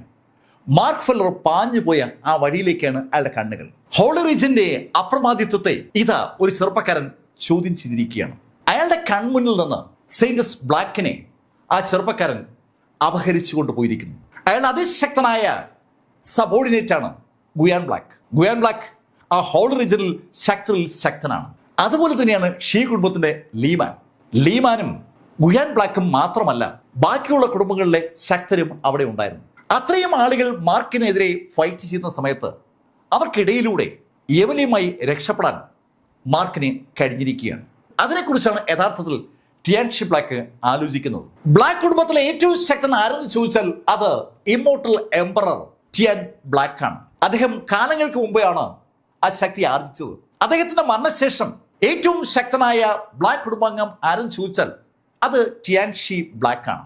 ഇമ്മോർട്ടൽ എംപറർ ടിയാൻ കഴിഞ്ഞാൽ സെക്കൻഡ് ചോയ്സ് ടിയാൻഷി ബ്ലാക്ക് ആണ്. ആ ടിയാൻഷി ബ്ലാക്ക് ശരിക്കും ഒന്നും മിണ്ടാതെ അങ്ങനെ നോക്കി നിൽക്കുമ്പോൾ മാർക്ക് ഫെല്ലർ എമിലി ബ്ലാക്കുമായി ഡീമൺ സ്ലെയിങ് പീക്കിൽ പറന്നിറങ്ങി. മാർക്ക് ഫെല്ലർ ഡീമൺ സ്ലെയിങ് പീക്കിൽ എമിലി ബ്ലാക്കുമായി പറന്നിറങ്ങിയതും ആ പീക്കിലെ സുഹൃത്തുക്കൾ ഒന്നടങ്കം മാർക്കിനടുത്തേക്ക് ഓടിയെത്തി. ആ സമയത്ത് അവിടെ ഡീൻ ലീയും ഫ്ലവർ ഗ്രാനിയും കൂടി എത്തി. മാർക്കിന്റെ ദേഹത്തൂടി രക്തം ഇങ്ങനെ ഒഴുകിയിറങ്ങിയാണ്. അത് കണ്ടതും എമിലി മാർക്കിന്റെ പുറത്തേക്ക് കൈവച്ചു. മാർക്കിന്റെ ബോഡിയിലേക്ക് അവളുടെ ബോഡിയിൽ നിന്ന് സ്പിരിച്വൽ എനർജി ശരിക്കും ഒരു നദി ഒഴുകുമ്പോഴേ അങ്ങ് ഒഴുകി കയറുകയാണ്. അത് കണ്ട ഡീൻ ലീ എമിലിയുടെ അടുത്തെത്തി എമിലിയോട് പറഞ്ഞു, എമിലി വിട്ടേക്ക്, അവൻ അല്പസമയം കൊണ്ട് ശരിയാകും. ഫ്ലവർ ഗ്രാനി എമിലിയും മാർക്കിനെയും കൗതുകത്തോട് നോക്കുകയാണ്. ആ ഡീമൺ സ്ലെയിങ് പീക്കിലെ മാർക്കിന്റെ സുഹൃത്തുക്കളൊക്കെ മാർക്കിന്റെ അടുത്തേക്ക് ഓടി എത്തിക്കൊണ്ടിരിക്കുകയാണ്. അവരൊക്കെ എത്രയോ നാളുകൾക്ക് ശേഷമാണ് മാർക്ക് ഫെല്ലറെ നേരിൽ കാണുന്നത്. പീക്ക് മാസ്റ്റർക്ക് ഭയങ്കര സന്തോഷം. അയാള് ഓടി വന്ന് മാർക്കിന്റെ ബോഡി പിടിച്ചൊന്ന് കുലുക്കി. മാർക്ക്, നിന്നെ ഓർത്ത് എനിക്ക് അഭിമാനമുണ്ട് മാർക്ക്, അഭിമാനമുണ്ട്. ഈ ഡീമൺ സ്ലെയിങ് പീക്കിൽ ഞാൻ എത്തിയതിനു ശേഷം ഇത്രയേറെ അഭിമാനം എനിക്ക് തോന്നിയ ഒരു നിമിഷം ഇതിനു മുമ്പ് ഉണ്ടായിട്ടില്ല. നീ ഹോളി റീജിയനിലെ 9 അരിസ്റ്റോക്രാറ്റിന്റെ കുടുംബങ്ങളെയും പരാജയപ്പെടുത്തിയിട്ട് സെയിന്റസ് ബ്ലാക്കുമായി ഇവിടെ എത്തിയിരിക്കുന്നത്. മാർക്ക്, നിനക്ക് വേണ്ടി ഞങ്ങളിവിടെ മണിയറ ഒരുക്കിയിരിക്കുകയാണ്. അത് കേട്ടതും മാർക്കും എമിലിയും നാണം കൊണ്ട് ചുവന്നു എന്ന് പറയാം. അത് കേട്ടതും ഫ്ലവർ ഗ്രാനി എമിലിയോട് പറഞ്ഞു, എമിലി നാണിക്കേണ്ട, ഞങ്ങൾ ഇതൊക്കെ നേരത്തെ പ്ലാൻ ചെയ്തിട്ടുണ്ട്. ജൂ അവിടെ എത്തി വിവരങ്ങൾ കൈമാറിയ ആ നിമിഷത്തിൽ മാർക്കിനെ രക്ഷപ്പെടുത്താനുള്ള പ്ലാനൊക്കെ ഡീലിയും ഫ്ലവർ ഗ്രാനി ചേർന്ന് ഉണ്ടാക്കിയിട്ടുണ്ടായിരുന്നു. പക്ഷേ അവരെ മുഴുവൻ അതിശയപ്പെടുത്തിയത് മാർക്കിന്റെ ആ പോരാട്ടമാണ്. മാർക്കിന്റെ അടുത്തേക്ക് വന്ന് ഡീലി മാർക്കിനോട് പറഞ്ഞു, മാർക്ക്, നിന്നെ രക്ഷിക്കാനായി ഞങ്ങൾ ഒരു അവസാന ശ്രമം നടത്താൻ തീരുമാനിച്ചിരുന്നു. പക്ഷെ മാർക്ക്, നീ പക്ഷേ ഞങ്ങളെ മുഴുവൻ അതിശയിപ്പിച്ചിരിക്കുകയാണ്. നീ ആ 9 അരിസ്റ്റോക്രാറ്റിക് കുടുംബങ്ങളെയും ഒറ്റയ്ക്ക് നിന്ന് നേരിട്ട ആ രംഗം എനിക്കങ്ങോട്ട് വിശ്വസിക്കാൻ പറ്റുന്നില്ല. അത് കേട്ടതും ഫ്ലവർ ഗ്രാനി പറഞ്ഞു, ഹേയ് ലീ, പ്രണയിക്കുമ്പോൾ നമ്മൾ അറിയാതെ നമുക്ക് ശക്തി ഉണ്ടാകും. മുറിഞ്ഞുപോയ ഒരു പ്രണയത്തിന്റെ ഓർമ്മ അത് പറയുമ്പോൾ ഫ്ലവർ ഗ്രാനിയുടെ മുഖത്തുണ്ട്. പെട്ടെന്ന് എന്തോ ആലോചിച്ചതുപോലെ ഡീൻലി ആ പീക്ക് മാസ്റ്ററോട് പറഞ്ഞു, മാർക്കിനും എമിലിക്കും വേണ്ട സൗകര്യങ്ങൾ ഒരുക്കി കൊടുക്കുക, അവര് റെസ്റ്റ് എടുക്കട്ടെ. അങ്ങനെ പറഞ്ഞതും മാർക്ക് ഫെല്ലറും എമിലി ബ്ലാക്കും അവിടെ ഒരു മുറിയിലേക്ക് കയറി. ശരിക്കും അതൊരു മണിയറയാണെന്ന് പറയാം. അത് വളരെ ഭംഗിയായി അലങ്കരിച്ചിട്ടുണ്ട്. എല്ലാവിധ സംവിധാനങ്ങളും അവിടെ ഒരുക്കിയിട്ടുമുണ്ട്. മാർക്കും എമിലിയും ആ മുറിക്കുള്ളിലേക്ക് കയറിയതും ആ വാതിലും കടഞ്ഞു. പുറത്തുണ്ടായിരുന്ന ഡീൻലിയും ഫ്ലവർ ഗ്രാനിയും അവിടെ നിന്ന് നേരെ തണ്ടർ കോർട്ട്യാർഡിലെ പ്രധാന സ്ഥലത്തേക്ക് വന്നു. മെയിൻ പീക്കിലേക്ക് എത്തിയ അവർ വളരെ പ്രധാനപ്പെട്ട ഒരു കാര്യം ചർച്ച ചെയ്യുകയാണ്. ലീ, നമ്മൾ ശ്രദ്ധിക്കേണ്ടിയിരിക്കുന്നു. അവര് വെറുതെ ഇരിക്കത്തില്ല. അതെ, അതെനിക്കറിയാം. അവർ വെറുതെ ഇരിക്കുമെങ്കിൽ അവരെ ആരും ഗ്രേറ്റസ്റ്റ് അരിസ്റ്റോക്രാറ്റിക് കുടുംബങ്ങൾ എന്ന് വിളിക്കത്തില്ലല്ലോ. ഡീലിലേക്ക് വരാൻ പോകുന്ന കാര്യങ്ങളെക്കുറിച്ച് നല്ല ധാരണയാണ്. യുദ്ധം അനിവാര്യമായിരിക്കുകയാണ്. തണ്ടർ കോർട്ട്യാർഡും ആ സെൻട്രൽ പ്ലെയിനിലെ 9 അരിസ്റ്റോക്രാറ്റിക് കുടുംബങ്ങളും തമ്മിലുള്ള ആ യുദ്ധം ഉറപ്പായും നടക്കും. അത് അനിവാര്യമാണ്. ഡീൻലി അതിനെക്കുറിച്ച് ഫ്ലവർ ഗ്രാനിയോട് സംസാരിച്ചു തുടങ്ങി. ഈ സമയത്ത് മുറിക്കുള്ളിൽ എമിലിയും മാർക്ക് ഫെല്ലറും ഒരു വല്ലാത്ത മാനസികാവസ്ഥയിലാണ്. എത്രയോ കാലങ്ങൾക്ക് ശേഷം അവർക്ക് യുണൈറ്റ് ചെയ്യാനുള്ള ഒരു അവസരമാണ് വന്നിരിക്കുന്നത്. ഒരുപാട് സ്വപ്നം കണ്ട ആ ദിവസമാണ് എത്തിയിരിക്കുന്നത്. പക്ഷെ മാർക്ക് ഫെല്ലറുടെ കാൽവിരൽ മുതൽ തലമുടി വരെ രക്തത്തിൽ ഏതാണ്ട് കുളിച്ചിട്ടുണ്ട്. അതൊക്കെ തുടച്ച് വൃത്തിയാക്കുന്ന ജോലിയിലാണ് ഇപ്പോൾ എമിലി ഏർപ്പെട്ടിരിക്കുന്നത്. മാർക്ക് നടത്തിയത് സമാനതകളില്ലാത്ത ഒരു ഫൈറ്റാണ്. ആ 9 അരിസ്റ്റോക്രാറ്റിക് കുടുംബങ്ങളും അതിശക്തരായ യോദ്ധാക്കളെയാണ് മാർക്കിനെ അവസാനിപ്പിക്കാനായി രംഗത്തിറക്കിയത്. അവരെ മുഴുവൻ എതിരിട്ട് താൻ സ്നേഹിച്ച പെണ്ണുമായി ആ ഹോളി റീജിയനിലെ സെൻട്രൽ പ്ലെയിനിൽ നിന്ന് മാർക്കിന് മടങ്ങാൻ കഴിഞ്ഞു എന്നുള്ള കാര്യം ഒരു ചില്ലറ കാര്യമേ അല്ല. സങ്കല്പങ്ങൾക്കും അപ്പുറത്തുള്ള ഒരു കാര്യമാണ്, അല്ലെങ്കിൽ ഒരു അച്ചീവ്മെന്റ് ആണ് മാർക്ക് ഫെല്ലർ നേടിയിരിക്കുന്നത്. എമിലി അതിനെക്കുറിച്ച് മാർക്കിനോട് പറഞ്ഞതും മാർക്ക് എമിലിയോട് പറഞ്ഞു, ഡീൻലിയും ഫ്ലവർ ഗ്രാനിയും അവളെ സഹായിച്ചില്ലായിരുന്നെങ്കിൽ ഒരിക്കലും നമുക്ക് അവിടെ നിന്ന് രക്ഷപ്പെടാൻ പറ്റില്ലായിരുന്നു. മാർക്ക്, രക്ഷപ്പെട്ടാലും ഇല്ലെങ്കിലും നിനക്കൊപ്പം ഞാൻ ഉണ്ടാകും എന്ന് ഞാൻ തീരുമാനിച്ചതാണ്. നീ ചിലപ്പോൾ യുദ്ധത്തിൽ കൊല്ലപ്പെടുമെന്ന് എനിക്ക് തോന്നിയിരുന്നു. അങ്ങനെ നീ കൊല്ലപ്പെട്ടാൽ ഞാൻ എൻ്റെ ജീവൻ അവിടെ അവസാനിപ്പിച്ചനെ. എമിലി ആ കാര്യം ആ യുദ്ധം നടക്കുന്ന സമയത്തെ തീരുമാനിച്ചതാണ്. മാർക്ക് അവന്റെ ശക്തിക്ക് മുകളിലുള്ള ശക്തിയുള്ള ആളുകളുമായിട്ടാണ് ഏറ്റുമുട്ടിക്കൊണ്ടിരുന്നത്. ആ സമയത്ത് ടിയാൻഷി ബ്ലാക്ക് നിർമ്മിച്ച ആ കൂടാരത്തിനകത്ത് എമിലി പെട്ടുപോയതാണ്. പെട്ടെന്ന് എന്തോ ആലോചിച്ചോലെ മാർക്ക് എമിലിയോട് ചോദിച്ചു, അല്ല എമിലി, ഹോളിലൂടെ നിന്നെ എനിക്ക് വിട്ടു തന്നതാണോ?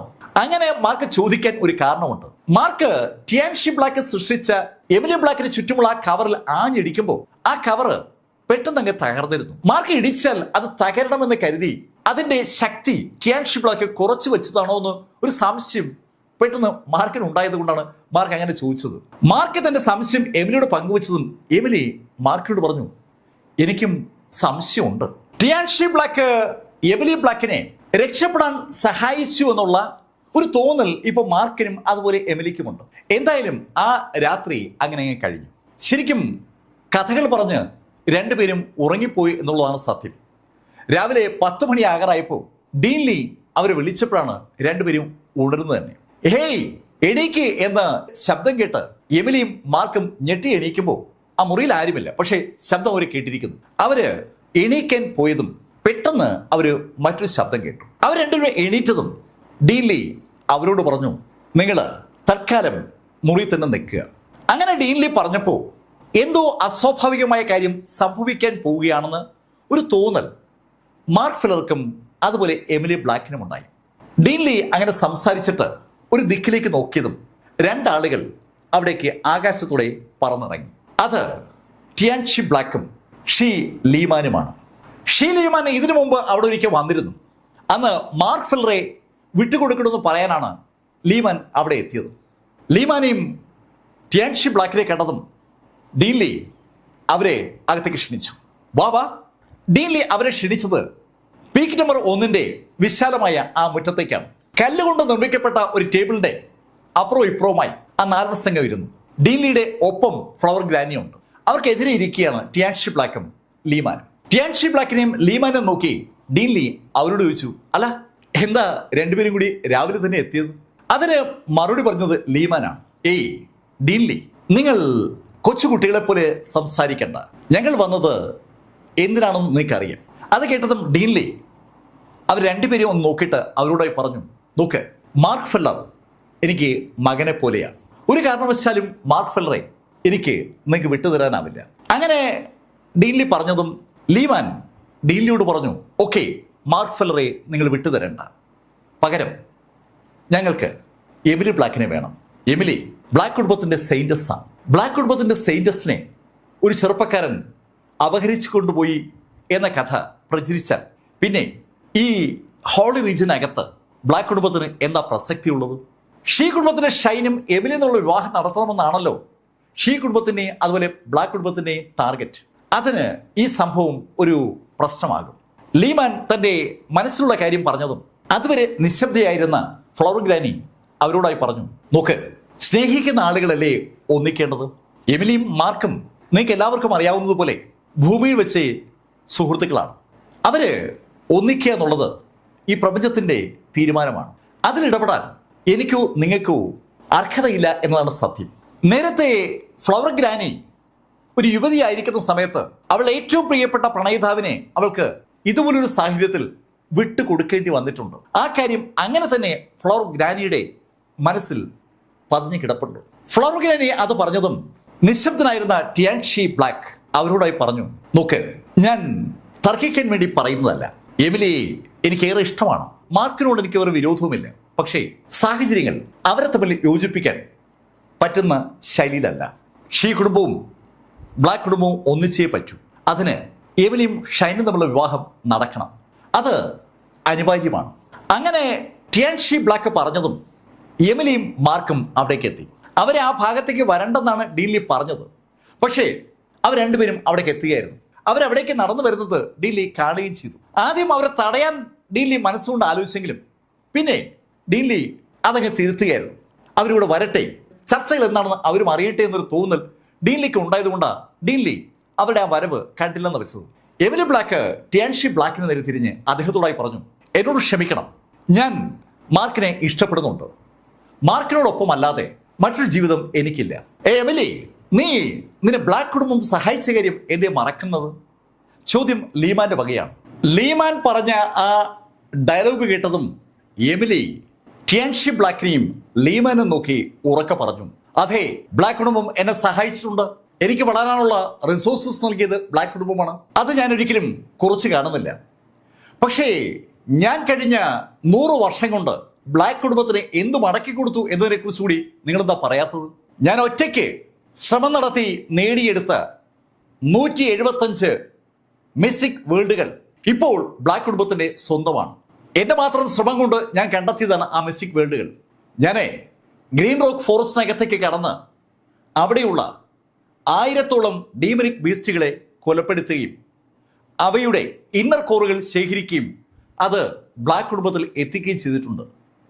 അന്ന് ഞാൻ നടത്തിയത് ജീവൻ മരണ പോരാട്ടമാണ്. എന്നെ ആരും അതിൽ സഹായിച്ചിട്ടില്ല. ഞാൻ ഒറ്റയ്ക്ക് ഗ്രീൻ റോക്ക് ഫോറസ്റ്റിനകത്തേക്ക് കയറി വേട്ടയാടിയാണ് ആ ഡീമനിക് ബീസ്റ്റിലുള്ള ഇന്നർ കോറുകളും മറ്റ് സാധനങ്ങളൊക്കെ ബ്ലാക്ക് കുടുംബത്തിൽ എത്തിച്ചത്. അങ്ങനെ പറയുകയാണെങ്കിൽ ഒരുപാട് കാര്യങ്ങൾ എനിക്ക് ഇനിയും പറയാനുണ്ട്. ഈ കഴിഞ്ഞ 100 വർഷത്തിനിടയിൽ ഞാൻ എത്രമാത്രം ജീവൻ മരണ പോരാട്ടങ്ങളിൽ ഏർപ്പെട്ടിട്ടുണ്ട്. അതൊന്നും വ്യക്തിപരമായി എനിക്ക് വേണ്ടി ആയിരുന്നില്ല. അതെല്ലാം ബ്ലാക്ക് കുടുംബത്തിന് വേണ്ടിയായിരുന്നു. ബ്ലാക്ക് കുടുംബത്തിന്റെ സൽപ്പേര് വളർത്താൻ വേണ്ടി ഞാൻ നടത്തിയ ആ യുദ്ധങ്ങൾ എനിക്ക് നൽകിയത് പരിക്കുകളാണ്. അതെന്താ മറന്നുപോകുന്നത്? എമിലി ബ്ലാക്ക് ഈ കണക്കുകൾ വളരെ ശ്രദ്ധിച്ച് എടുത്തു വെച്ചതാണ്. കണക്ക് പറയേണ്ട ഒരു ദിവസം വരുമെന്ന് അവർക്ക് നന്നായിട്ട് അറിയാമായിരുന്നു.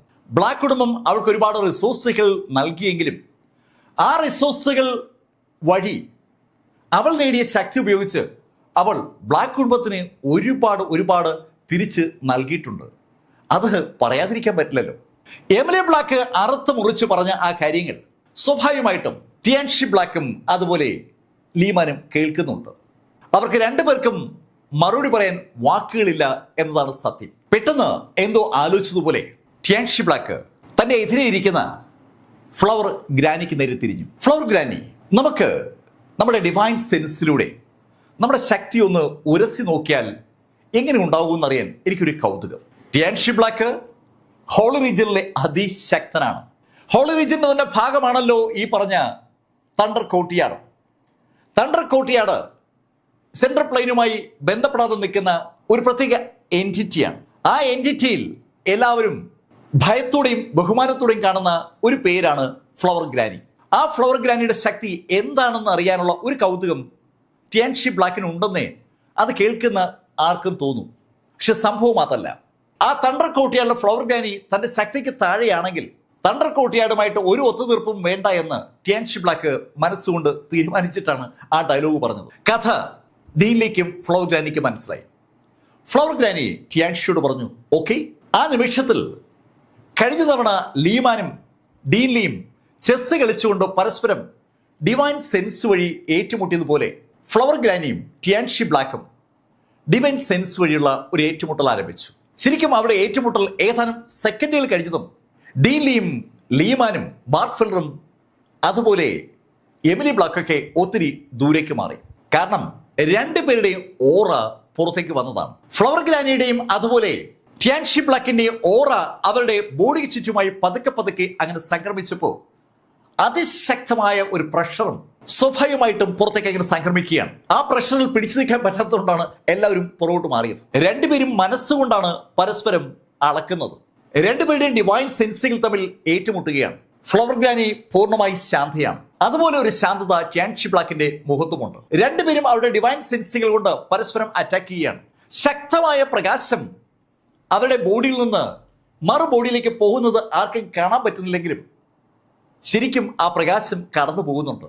കണ്ടുകൊണ്ട് കാണാൻ കഴിയാത്ത ശൈലിയിൽ ഡിവൈൻ സെൻസിന്റെ അംശങ്ങളാണ് അങ്ങോട്ടും ഇങ്ങോട്ടും അയക്കുന്നത്. ഏകദേശം ഒരു 20 മിനിറ്റോളം അതിശക്തമായ ഒരു ഫൈറ്റ് തന്നെ അവർ തമ്മിൽ നടന്നു എന്ന് പറയാം. 20 മിനിറ്റ് ആയതും ടിയാൻഷി ബ്ലാക്ക് പെട്ടെന്ന് സ്റ്റോപ്പ് ചെയ്തു. സ്റ്റോപ്പ്, നമുക്കിവിടെ നിർത്താം.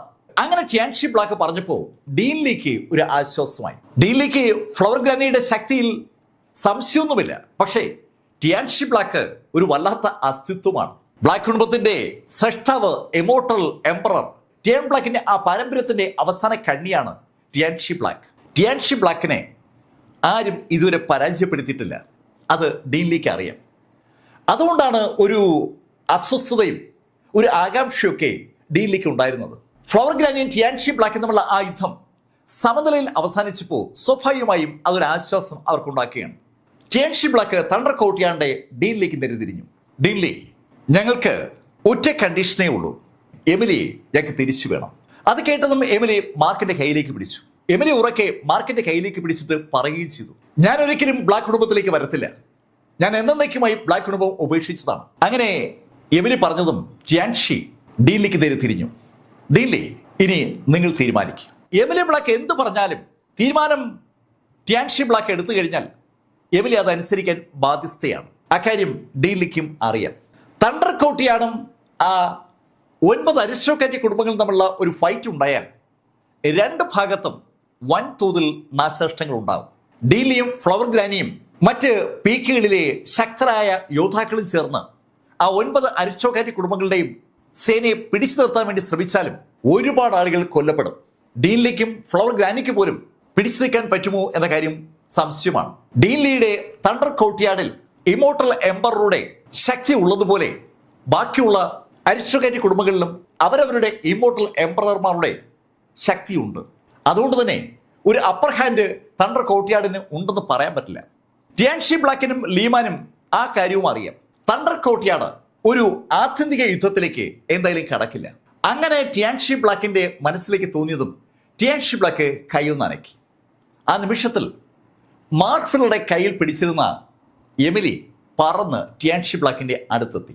എമിലി ബ്ലാക്കിന് ചുറ്റുമായി ആ നിമിഷത്തിന് ഒരു കൂടാരം പ്രത്യക്ഷപ്പെടുകയും ചെയ്തു. ശരിക്കും അതിശക്തമായ ഒരു കൂടാരം. നേരത്തെ എമിലിക്ക് ചുറ്റുമുണ്ടാക്കിയ ആ കൂടാരത്തെക്കാൾ ഒരുപാട് ശക്തിയുണ്ട് ഇപ്പോ എമിലിക്ക് ചുറ്റും ഉണ്ടായിരിക്കുന്ന ആ കൂടാരത്തിൽ നിന്ന്. ഒറ്റ കാഴ്ചയിൽ തന്നെ ആർക്ക് മനസ്സിലാവും. ഡീൻ ലീക്കും ഫ്ലവർ ഗ്രാനിക്കും മാർക്കിനും ഒക്കെ അതിശക്തമായ കാഴ്ചശക്തി ഉള്ളതുകൊണ്ട് അവർക്ക് അതിന്റെ ശക്തി അളക്കാനും പറ്റും. അവരുടെ ഡിവൈൻ സെൻസ് വഴി അവരത് ബോധ്യപ്പെടുകയും ചെയ്തു. എമിലി ആകെ സങ്കടത്തിലാണ്. മാർക്ക് ഫില്ലറുടെ കണ്ണിലൂടെ കണ്ണുനീർ ഒഴുകി തുടങ്ങി. അവിടെ ആ സെൻട്രൽ പ്ലെയിനിൽ ചെന്നിട്ട് അവിടെ നിന്ന് എമിലി ബ്ലാക്കിനെ എല്ലാവരുമായി ഫൈറ്റ് ചെയ്ത് നിഷ്പ്രയാസം അവിടെ തണ്ടർ കോർട്ട്യാർഡിൽ മാർക്ക് ഫില്ലർ എത്തിച്ചതാണ്. പക്ഷേ ടിയാൻഷി ബ്ലാക്കിന് മുന്നിൽ മാർക്കിന് ഒന്നും ചെയ്യാൻ പറ്റില്ല. മാർക്കിന്റെ ആ നിസ്സഹായ അവസ്ഥ സ്വാഭാവികമായും ഡീൻ ലീയുടെ കണ്ണുകൾ നിറയിക്കുകയും ചെയ്തു. അയാൾക്ക് തണ്ടർ കോർട്ട്യാർഡും ആ സെൻട്രൽ പ്ലെയിനും തമ്മിലുള്ള ഒരു ഫൈറ്റ് ഒഴിവാക്കിയാൽ കൊള്ളാമെന്നുണ്ട്. മാർക്കിന്റെ കാര്യം അറിയാം. മാർക്കിന് വേണ്ടി എമിലി ബ്ലാക്കിനെ അവിടെ പിടിച്ചു നിർത്താൻ ശ്രമിച്ചാൽ അവസാനിക്കുന്നത് തണ്ടർ കോർട്ട്യാർഡാണ്. തണ്ടർ കോർട്ട്യാർഡിലെ തന്റെ സഹോദരങ്ങളെല്ലാം കൊല്ലപ്പെടും. അതറിയാവുന്ന മാർക്ക് ഫില്ലർ തന്റെ സർവശക്തിയും എടുത്ത് സങ്കടം നിയന്ത്രിക്കുകയാണ്. എന്നിട്ടും മാർക്ക് കരഞ്ഞു പോവുകയാണ്. മാർക്കിന്റെ കണ്ണിൽ കൂടി ധാരധാരായി കണ്ണീർ ഒഴുകുമ്പോൾ ടിയാൻഷി ബ്ലാക്കും ലീമാനും ആ കൂടാരവുമായി ആകാശത്തേക്ക് അങ്ങ് ഉയർന്നു പൊങ്ങി. എമിലി ബ്ലാക്കുമായി തണ്ടർ കോർട്ട്യാർഡിൽ നിന്ന് പുറത്തേക്ക് കടക്കാനായി ശ്രമിക്കുന്ന ടിയാൻഷി ബ്ലാക്ക് താഴെ നിൽക്കുന്ന മാർക്കിനെ കണ്ടു. മാർക്കിന്റെ മുഖത്തെ സങ്കടവും കണ്ണുനീരും അയാൾ കൃത്യമായി നോട്ട് ചെയ്യുകയും ചെയ്തു. ടിയാൻഷിയിൽ ആ കാഴ്ച ഒരു അസ്വസ്ഥത ഉണ്ടാക്കുന്നുണ്ട്. അയാൾക്ക് എമിലിയും മാർക്കിനും തമ്മിൽ വേർപിരിക്കണമെന്ന് ഒട്ടും ആഗ്രഹമില്ലെന്ന് അയാളുടെ മുഖഭാവം വിളിച്ചു പറയുന്നുണ്ട്. പക്ഷേ ഇപ്പോ അയാൾക്ക് അത് ചെയ്തേ പറ്റൂ എന്നതാണ് അവസ്ഥ. അയാൾ അങ്ങനെ ആലോചിക്കുമ്പോഴേക്കും പെട്ടെന്ന് അവരുടെ മുന്നിലേക്ക് ഫ്ലവർ ഗ്രാനി പ്രത്യക്ഷപ്പെട്ടു. ഫ്ലവർ ഗ്രാനി അവരുടെ വഴി തടഞ്ഞുകൊണ്ട് മുന്നിൽ നിൽക്കുകയാണ്. ഏയ് ഫ്ലവർ ഗ്രാനി, എന്താ? ടിയാൻഷി, ഞാൻ തണ്ടർ കോർട്ട്യാർഡിന്റെ ഒരു നിർദ്ദേശം നിങ്ങൾക്ക് മുന്നിൽ വെക്കാം. നിങ്ങൾക്ക് രണ്ടുപേർക്കും നിങ്ങളുടെ ഫാമിലി മെമ്പേഴ്സിനെ ഇവിടെ തണ്ടർ കോർട്ട്യാർഡിൽ കൊണ്ടുവരാം. അടുത്ത 100 വർഷത്തേക്ക് നിങ്ങളുടെ മുന്നിൽ ഇവിടുത്തെ ഇമോർട്ടൽ എംപററുടെ ശവകുടീരം ഞങ്ങൾ തുറന്നു വയ്ക്കാം. അൺബിലീവബിൾ ആയിട്ടുള്ള ഒരു ഓഫറാണ് തണ്ടർ കോർട്ട്യാർഡിന്റെ ഭാഗത്ത് നിന്ന് പെട്ടെന്ന് ഫ്ലവർ ഗ്രാനി മുന്നോട്ട് വെച്ചത്. തണ്ടർ കോർട്ട്യാർഡിന്റെ രഹസ്യമാണ് ഡീൻ ലീയുടെ ആ പിതാമഹൻ എന്ന് വിളിക്കപ്പെടുന്ന ഇമോർട്ടൽ എംപററുടെ ആ ശവകുടീരം എന്ന് പറയുന്നത്. അവിടെ ചെന്ന് പ്രാക്ടീസ് ചെയ്യാനുള്ള ഓപ്പർച്യൂണിറ്റിയാണ് ഇത് തണ്ടർ കോർട്ട്യാർഡ് ഷീ കുടുംബത്തിനെയും ബ്ലാക്ക് കുടുംബത്തിനെയും മുന്നിൽ വെക്കുന്നത്. ഫ്ലവർ ഗ്രാനി പറഞ്ഞ ആ വാചകം കേട്ട് ടിയാൻഷി ബ്ലാക്കും ലീമാനും മുഖത്തോട് നോക്കിയതും ഫ്ലവർ ഗ്രാനി അവരോട് പറഞ്ഞു, അതിനു പുറമെ എമിലി ബ്ലാക്കിന്റെ ബ്ലഡ് എസൻസ് ഷീ കുടുംബത്തിലെ ഷൈന് വേണ്ടി ഞങ്ങൾ നൽകുകയും ചെയ്യും. ഷൈൻ്റെ ബ്ലഡ് ലൈനും എമിലിയുടെ ബ്ലഡ് ലൈനും തമ്മിൽ ചേർന്നാൽ ഉറപ്പായിട്ടും ഷൈൻ്റെ ശക്തി വർദ്ധിക്കും.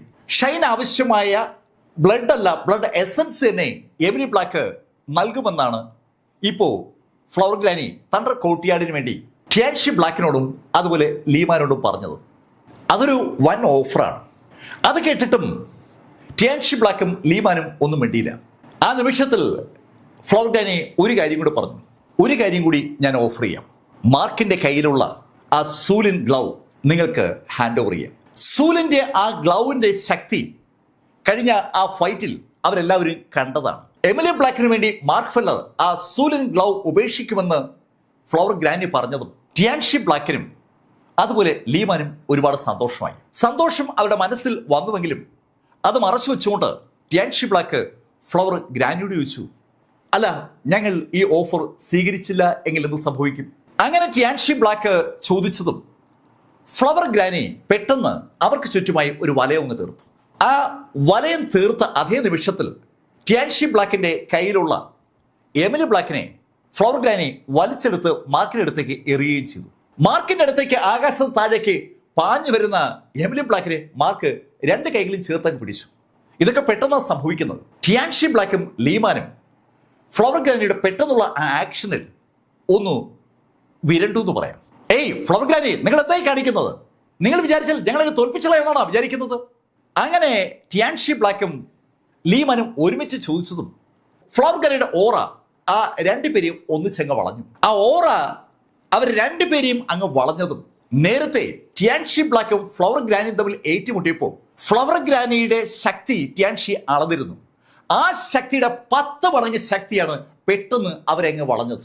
ഫ്ലവർ ഗ്രാനി അവരുടെ ശക്തി ഒളിച്ചു വെച്ചിട്ടാണ് നേരത്തെ തന്നോട് ഏറ്റുമുട്ടിയെന്ന് ആ നിമിഷത്തിലാണ് ടിയാൻഷി ബ്ലാക്കിന് മനസ്സിലായത്. ശരിക്കും അൺബിലീവബിളി പവർഫുൾ ആണ് ഫ്ലവർ ഗ്രാനി, അതിശക്ത. ഫ്ലവർ ഗ്രാനി ആ ഓറ റിലീസ് ചെയ്തിട്ട് ടിയാൻഷി ബ്ലാക്കിനോടും ലീമാനോടായി പറഞ്ഞു, നിങ്ങൾ ഞാൻ പറഞ്ഞ കണ്ടീഷൻ അംഗീകരിക്കുന്നില്ലെങ്കിൽ എനിക്ക് പിന്നെ ഒരു മാർഗമേ ഉള്ളൂ, നിങ്ങളെ കൊല്ലുക എന്ന മാർഗം. അങ്ങനെ ഫ്ലവർ ഗ്രാനി പറയുമ്പോൾ അതിശക്തമായ പ്രഷർ ടിയാൻഷി ബ്ലാക്കിലും അതുപോലെ ലീമാനും അനുഭവപ്പെടുന്നുണ്ട്. ഫ്ലവർ ഗ്രാനി ഒരു ഒന്നൊന്നര അസ്തിത്വമാണ്, ഒരു സൂപ്പർ വുമൺ എന്നൊക്കെ അവരെ വിളിക്കുക. ആ സ്ത്രീ തന്റെ ഓർ അങ്ങനെ റിലീസ് ചെയ്തിരിക്കുമ്പോൾ വല്ലാത്തൊരു വിമിഷ്ടം ടിയാൻഷിക്കും അതുപോലെ ലീമാനും അനുഭവപ്പെട്ടു. രണ്ടുപേരും ഒരുമിച്ച് ഫ്ലവർ ഗ്രാനിയോട് പറഞ്ഞു, ഓക്കെ, ഞങ്ങൾ സമ്മതിച്ചു. അങ്ങനെ അവർ പറഞ്ഞതും താഴെ മാർക്ക് ഫെല്ലർ തൻ്റെ ആ ഇടത് കൈയിലെ ഗ്ലൗ ഊരിയിട്ട് അതിൽ നിന്ന് മാർക്കിന്റെ ഡിവൈൻ സെൻസിനെ പിൻവലിച്ചതിന് ശേഷം ആ ഗ്ലൗ മുകളിലേക്ക് ഒരു എറ്റയേറി. ആ ഗ്ലൗ പറന്നു വന്ന് ടിയാൻഷി ബ്ലാക്കിന്റെ കയ്യിലേക്ക് വീണു. ആ ഗ്ലൗ വാങ്ങിച്ച ലീമാൻ ആ ഗ്ലൗ ഒന്ന് സ്കാൻ ചെയ്തു. അതിനകത്ത് മാർക്ക് ഫെല്ലറുടെ ഡിവൈൻ സെൻസ് ഇല്ല എന്ന് ഉറപ്പാക്കാൻ വേണ്ടിയാണ് അയാൾ സ്കാൻ ചെയ്തത്. അയാൾ സന്തോഷത്തോടെ ടിയാൻഷിയോട് പറഞ്ഞു, ടിയാൻഷി, ഇത് പെർഫെക്റ്റ് ആണ്, ഇതൊരു സൂപ്പർ ആർട്ടിഫാക്റ്റ് ആണ്. മാർക്ക് ഫെല്ലറുടെ കയ്യിലുള്ള ആ സൂലിൻ ആർട്ടിഫാക്റ്റിന്റെ മെച്ചത്തെക്കുറിച്ച് അവർക്കൊക്കെ നന്നായിട്ട് അറിയാം. മാർക്ക് അത് ഉപയോഗിച്ച് യുദ്ധങ്ങൾ ജയിക്കുന്ന അവർ കണ്ടതുമാണ്. അതാണ് ഇപ്പോൾ അവർക്ക് സ്വന്തമാക്കാൻ പറ്റിയിരിക്കുന്നത്. ടിയാൻഷി ബ്ലാക്ക് തിരിഞ്ഞ് ഡീൻലിയോട് പറഞ്ഞു, ഓക്കെ ഡീൻലി, ഞങ്ങൾ രണ്ട് കുടുംബങ്ങളും നിങ്ങൾക്ക് ഒരു തടസ്സമാകില്ല. അങ്ങനെ പറഞ്ഞിട്ട് അവർ രണ്ടുപേരും അതിവേഗം അവിടെ നിന്ന് മൂവ് ചെയ്യുകയും ചെയ്തു. അവർ രണ്ടുപേരും ആകാശത്തേക്ക് അങ്ങനെ മറഞ്ഞതും മാർക്ക് ഫെല്ലറും എമിലി ബ്ലാക്കും ഒരുമിച്ച് താഴേക്ക് മുട്ടുകുത്തി. രണ്ടുപേരും ഫ്ലവർ ഗ്രാനിക്കും ഡീൻലിക്കും മുന്നിൽ മുട്ടുകുത്തി നിൽക്കുകയാണ്. മുട്ടുകുത്തി രണ്ടുപേരും തല തറയിലേക്ക് കുമ്പിട്ടു. ഒരു തവണയല്ല, തുടർച്ചയായി 1 ഡസൻ തവണ രണ്ടുപേരും തല കുമ്പിട്ടു. രണ്ടുപേരുടെയും കണ്ണിലൂടെ കണ്ണീരങ്ങനെ ഒഴുകുകയാണ്. ടിയാൻഷി ബ്ലാക്കിനോട് എതിർത്ത് നിൽക്കാൻ കഴിയില്ല എന്നുള്ള കാര്യം മാർക്കിനും എമിലിക്കും അറിയാമായിരുന്നു. ആ എതിർപ്പാണ് ഇപ്പൊ ഇതാ അവസാനിച്ചിരിക്കുന്നത്. ബ്ലാക്ക് കുടുംബത്തിന്റെ ഹെഡ് ടിയാൻഷി ബ്ലാക്ക് അവരെ ഒന്നിച്ച് ജീവിക്കാൻ അനുവദിച്ചിരിക്കുകയാണ്. അതിൻ്റെതായ ഒരു സന്തോഷം രണ്ടുപേരിലുമുണ്ട്. രണ്ടുപേരും അങ്ങനെ തറയിൽ മുട്ടുകുത്തി തല തറയിൽ തൊട്ട് ഡീൻലിയും ഫ്ലവർ ഗ്രാനിയും വണങ്ങുന്ന കണ്ടതും ഫ്ലവർ ഗ്രാനിയും ഡീൻലിയും നടന്ന് അവർക്ക് അരികിലേക്ക് എത്തിയിട്ട് രണ്ടുപേരെയും പിടിച്ചെണീപ്പിച്ചു. മാർക്ക്, എമിലി, നിങ്ങൾ ഒരു കാര്യം ശ്രദ്ധിക്കുക. നിങ്ങൾക്ക് വേണ്ടി ഇത്രയും കാര്യങ്ങൾ ചെയ്യാനേ ഞങ്ങൾക്ക് പറ്റൂ. ഇനി നിങ്ങളാണ് ആക്ട് ചെയ്യേണ്ടത്. ഫ്ലവർ ഗ്രാനി അങ്ങനെ പറഞ്ഞതും എമിലിയും അതുപോലെ മാർക്കും വല്ലാത്തൊരു സന്തോഷത്തോടെ ഫ്ലവർ ഗ്രാനിയും ഡീലിയെ നോക്കിയതും ഡീലി മാർക്കിനോട് പറഞ്ഞു, മാർക്ക്, നീ ഈ നിമിഷം മുതൽ പ്രാക്ടീസ് ആരംഭിക്കണം. നീ ശക്തനായാൽ മാത്രമേ ഇനി പിടിച്ചിരിക്കാൻ പറ്റൂ. ഒരു കാര്യം ഞാൻ ഉറപ്പിച്ചു പറയാം, ബ്ലാക്ക് കുടുംബത്തെ പോലെയോ ഷീ കുടുംബത്തെ പോലെയോ അല്ല ബാക്കിയുള്ള 7 കുടുംബങ്ങളും. അവര് ഉറപ്പായി ഇവിടേക്ക് പാഞ്ഞു വരും. നമ്മുടെ ഷീ കുടുംബത്തിനും ബ്ലാക്ക് കുടുംബത്തിനും കൊടുത്ത ഓഫർ ഉറപ്പായും മറ്റു കുടുംബങ്ങൾ അറിയും. അവർ പ്രശ്നമുണ്ടാക്കും. അവർ പ്രശ്നമുണ്ടാക്കും മുമ്പ് നീ ശക്തനാകണം. അങ്ങനെ മാർക്കിനോട് ഡീലി പറഞ്ഞതും ഫ്ലവർ ഗ്രാനി എമിലി ബ്ലാക്കിന്റെ നേരെ തിരിഞ്ഞു.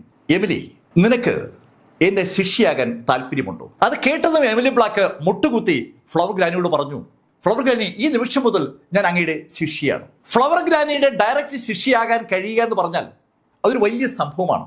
ഇതാ ഫ്ലവർ ഗ്രാനി അവരുടെ ഡയറക്റ്റ് ശിഷ്യയായി സാക്ഷാൽ എമിലി ബ്ലാക്കിനെ തിരഞ്ഞെടുത്തിരിക്കുകയാണ്. അങ്ങനെ എമിലി ബ്ലാക്ക് പറഞ്ഞതും ഡീൻലി തന്റെ കൈ ഒന്ന് ചലിപ്പിച്ചു. പെട്ടെന്നാണ് മാർക്കിന്റെ പുറകിലായി ഒരു വാതിൽ പ്രത്യക്ഷപ്പെട്ടത്. ആ വാതിൽ പ്രത്യക്ഷപ്പെട്ടതും ഡീൻലി കൈ ഒന്നുകൂടി അനക്കിയതും മാർക്ക് ഫെല്ലർ ആ വാതിൽ വഴി അകത്തേക്ക് എങ്ങ് തെറിക്കുകയായിരുന്നു. അതേ നിമിഷത്തിൽ തന്നെ ഫ്ലവർ ഗ്രാനിയുടെ കൈ ഒന്ന് ചലിച്ചു. ആ നിമിഷത്തിൽ എമിലി ബ്ലാക്ക് അവിടെ നിന്ന് നേരെ ഫ്ലവർ പീക്കിലേക്ക് എത്തി.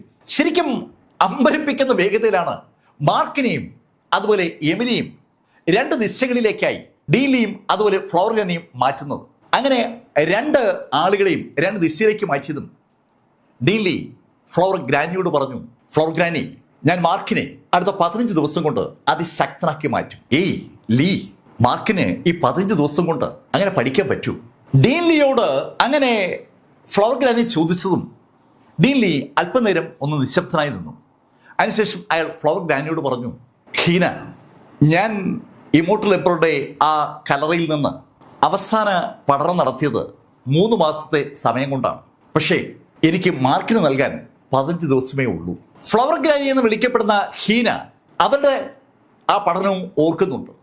അവരും ഏകദേശം 2 മാസത്തിൽ കൂടുതൽ സമയമെടുത്താണ് ഇമ്മോർട്ടൽ ചക്രവർത്തിയുടെ ആ കലറയിൽ നിന്ന് പല കാര്യങ്ങളും പഠിച്ചത്.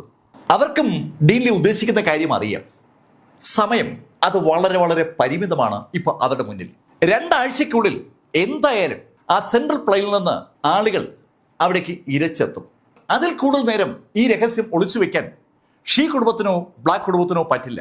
ബ്ലാക്ക് കുടുംബത്തിന്റെ സൈന്റസ് എമിലി ബ്ലാക്കിനെ ബ്ലാക്ക് കുടുംബം ഫോളോ ചെയ്തില്ല എന്ന വാർത്ത സ്വാഭാവികമായി ആളുകളെ ശ്രദ്ധയപ്പെടും.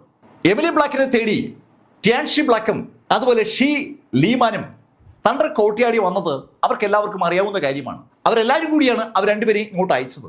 മടങ്ങി ചെല്ലുമ്പോൾ യുക്തിഭദ്രമായ ഒരു മറുപടി പറയാൻ അവർ 2 പേരും ബാധ്യസ്ഥരാണ്. ആ 9 കുടുംബങ്ങളിലെ ബാക്കി 7 കുടുംബങ്ങളോടും ബ്ലാക്ക് കുടുംബവും ഷീ കുടുംബവും കള്ളം പറഞ്ഞാൽ അത് പിന്നീട് ഒരു വിഷയമാകും.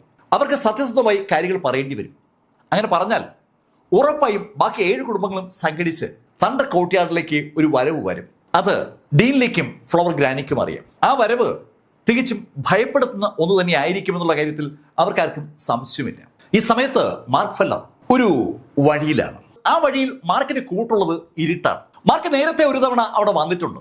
അന്ന് ആ ഡാർക്ക് എനർജി അബ്സോർവ് ചെയ്യാനായിട്ടാണ് മാർക്ക് അവിടെ എത്തിയത്. അന്ന് ഡാർക്ക് എനർജി അബ്സോർവ് ചെയ്യാൻ കഴിഞ്ഞതുകൊണ്ടാണ് മാർക്കിന് പല ബ്രേക്ക് ത്രൂകളും അന്ന് പറ്റിയത്. വീണ്ടും ഇതാ അതേ ഇമ്മോർട്ടൽ ചക്രവർത്തിയുടെ ശവകുടീരത്തിലേക്ക് മാർക്ക് വരികയാണ്. അന്ന് ശവകുടീരം അങ്ങ് ദൂരെയായി മാർക്കിന് കാണാൻ പറ്റുമായിരുന്നു. ആ ശവകുടീരത്തിനടുത്തേക്ക് മാർക്കിന് പോകാനുള്ള അനുവാദം ഉണ്ടായിരുന്നില്ല.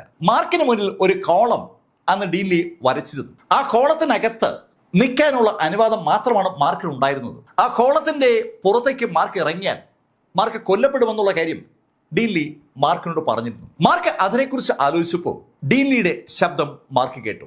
മാർക്ക്, നിനക്ക് മുന്നിൽ 15 ദിവസത്തെ സമയമുണ്ട്.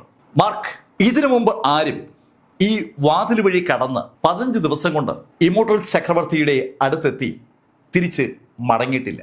മാർക്ക്, അങ്ങനെ ആദ്യമായി ശ്രമിക്കാൻ പോകുന്നത് നീയാണ്. മാർക്ക്, എനിക്കറിയില്ല നീ വിജയിക്കുമോ പരാജയപ്പെടുമോ എന്ന്. പക്ഷെ മാർക്ക്, നീ വിജയിക്കണമെങ്കിൽ നീ തന്നെ ശ്രമിച്ചാലേ പറ്റൂ. ഒരു കാര്യം ഞാൻ നിന്നോട് ഉറപ്പിച്ചു പറയാം. കയോട്ടിക് ബോഡിക്കാരനായ ഒരാൾക്ക് ഗ്ലേസ്ഡ് ഹോളി ബോഡി ഉണ്ടാകുക എന്നുള്ളത് തികച്ചും അസംഭവ്യമായ ഒരു കാര്യമാണ്. നിനക്ക് അതുണ്ട്.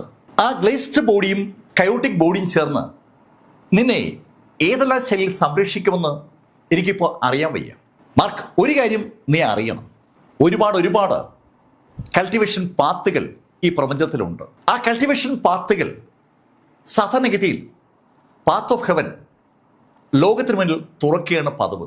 നമ്മൾ മനുഷ്യർക്ക് മുന്നിൽ കൾട്ടിവേഷൻ പാത്ത് തുറക്കുന്നത് പോലെ ഡീവനുകൾക്ക് മുന്നിലും മോൺസ്റ്റേഴ്സിന് മുന്നിലും ഗോസ്റ്റുകൾക്ക് മുന്നിലും മറ്റ് ഏലിയൻ റേസുകൾക്ക് മുന്നിലും കൾട്ടിവേഷൻ പാത്തുകൾ തുറക്കാറുണ്ട്. ഓരോ റേസിനും ഓരോ പാത്തുകളാണ്. മാർക്ക്, എണ്ണിയാൽ ഒടുങ്ങാത്ത ശൈലിയിൽ കൾട്ടിവേഷൻ പാത്തുകൾ ഈ പ്രപഞ്ചത്തിൽ ഉണ്ടെന്നാണ് എൻ്റെ വിശ്വാസം.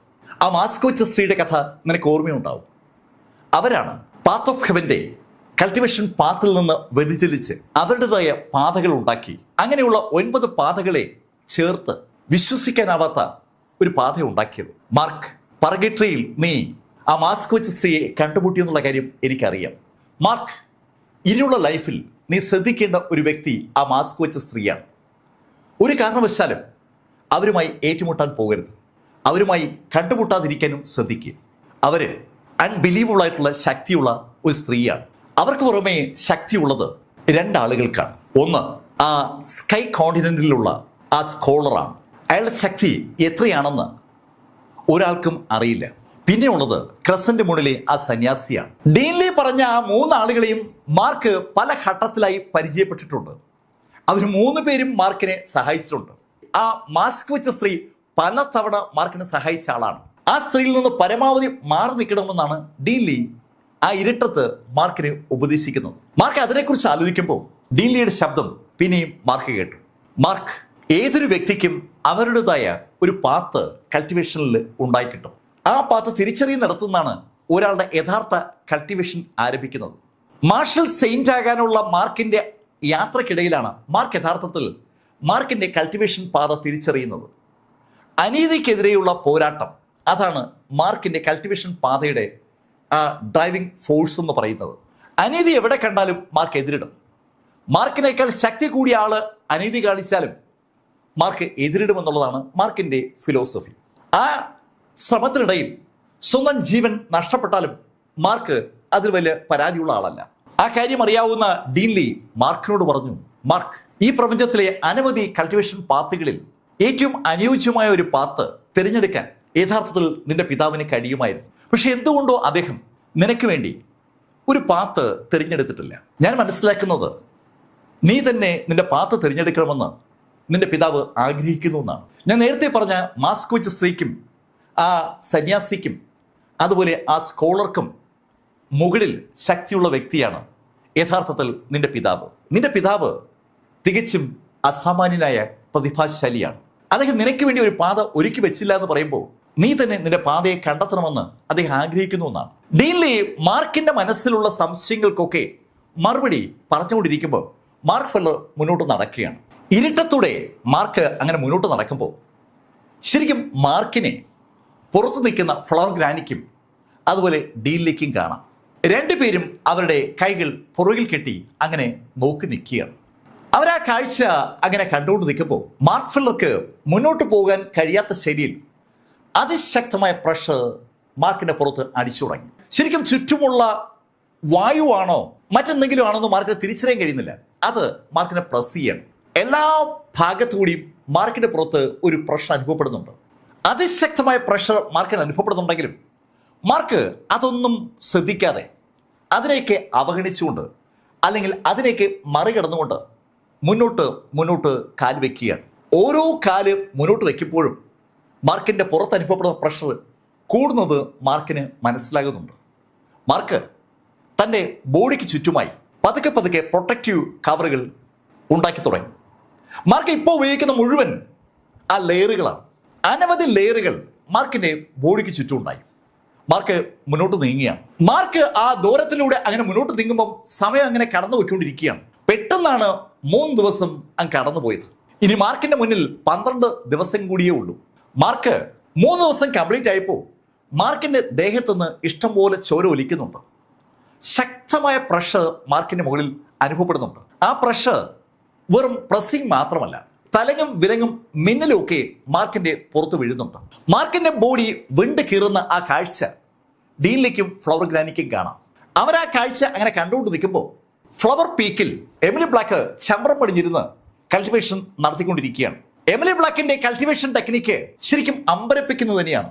മാർക്കിൻ്റെതിനേക്കാൾ ശക്തമാണ് എമിലിയുടെ കൾട്ടിവേഷൻ മെക്കാനിസം എന്ന് വേണമെങ്കിൽ പറയാം. അത് കണ്ട ഫ്ലവർ ഗ്രാനി ഡി ലിയോട് പറഞ്ഞു, ഹേയ് ലീ, എൻ്റെ ശിഷ്യ നിന്റെ ശിഷ്യനെ മറികടക്കുമെന്നാണ് തോന്നുന്നത്. ഹേയ് ഹീന, അതൊരിക്കലും സംഭവിക്കില്ല. എമിലി ശക്തിയാണ്, ജീനിയസ് ആണ്. പക്ഷേ മാർക്ക് ഇതൊന്നുമല്ല. മാർക്ക് ഈ പ്രപഞ്ചത്തിലെ ഒരു പ്രതിഭാസമാണ്. മാർക്ക് ഫെല്ലർക്ക് സാധ്യമാകാത്ത ഒന്ന് ഇനി നാളെ മറ്റൊരാൾക്ക് സാധ്യമാകുന്ന ഒരു സ്റ്റേജ് ഉണ്ടാകില്ല. ഡീൻ ലീ വളരെ കോൺഫിഡൻസോട് കൂടിയാണ് ആ വാചകം പറഞ്ഞത്. ആ വാചകം ഡീൻ ലീ പറഞ്ഞു നിർത്തിയ നിമിഷത്തിൽ അനവധി ആളുകളുടെ സാന്നിധ്യം ഡീൻ ലീക്കും അതുപോലെ ഫ്ലവർ ഗ്രാനിക്കും അനുഭവപ്പെട്ടു. അവർ തിരിഞ്ഞു നോക്കുമ്പോൾ ആകാശത്തുനിന്ന് ആളുകൾ അവിടെ പെയ്തിറങ്ങുകയാണ്. ഷീ കുടുംബത്തിൻ്റെയും ബ്ലാക്ക് കുടുംബത്തിൻ്റെയും ആളുകളാണ് അവിടേക്ക് വന്നത്. ഇമോർട്ടൽ ചക്രവർത്തിയുടെ ശവകുടീരത്തിനകത്ത് പ്രാക്ടീസ് ചെയ്യാനുള്ള അവസരം ഷീ കുടുംബത്തിനും ബ്ലാക്ക് കുടുംബത്തിനും ലഭിച്ചു എന്ന് അറിഞ്ഞ ആ നിമിഷത്തിൽ ആ വിവരം അവിടെ ടിയാൻഷി ബ്ലാക്കും അതുപോലെ ലീമാനും അറിയിച്ചു. അവർ രണ്ടുപേരും പെട്ടെന്ന് ആളുകളെ കൂട്ടിയിട്ട് അവിടെ നിന്ന് തിരിച്ചെത്തിയതാണ്. ഗുയാൻ ബ്ലാക്കും ടിയാൻ ലോങ്ങും ബ്ലാക്കും എല്ലാം ഉണ്ട്. അതുപോലെ ഷീ കുടുംബത്തിലെയും മിടുക്കന്മാരെല്ലാം ഉണ്ട്.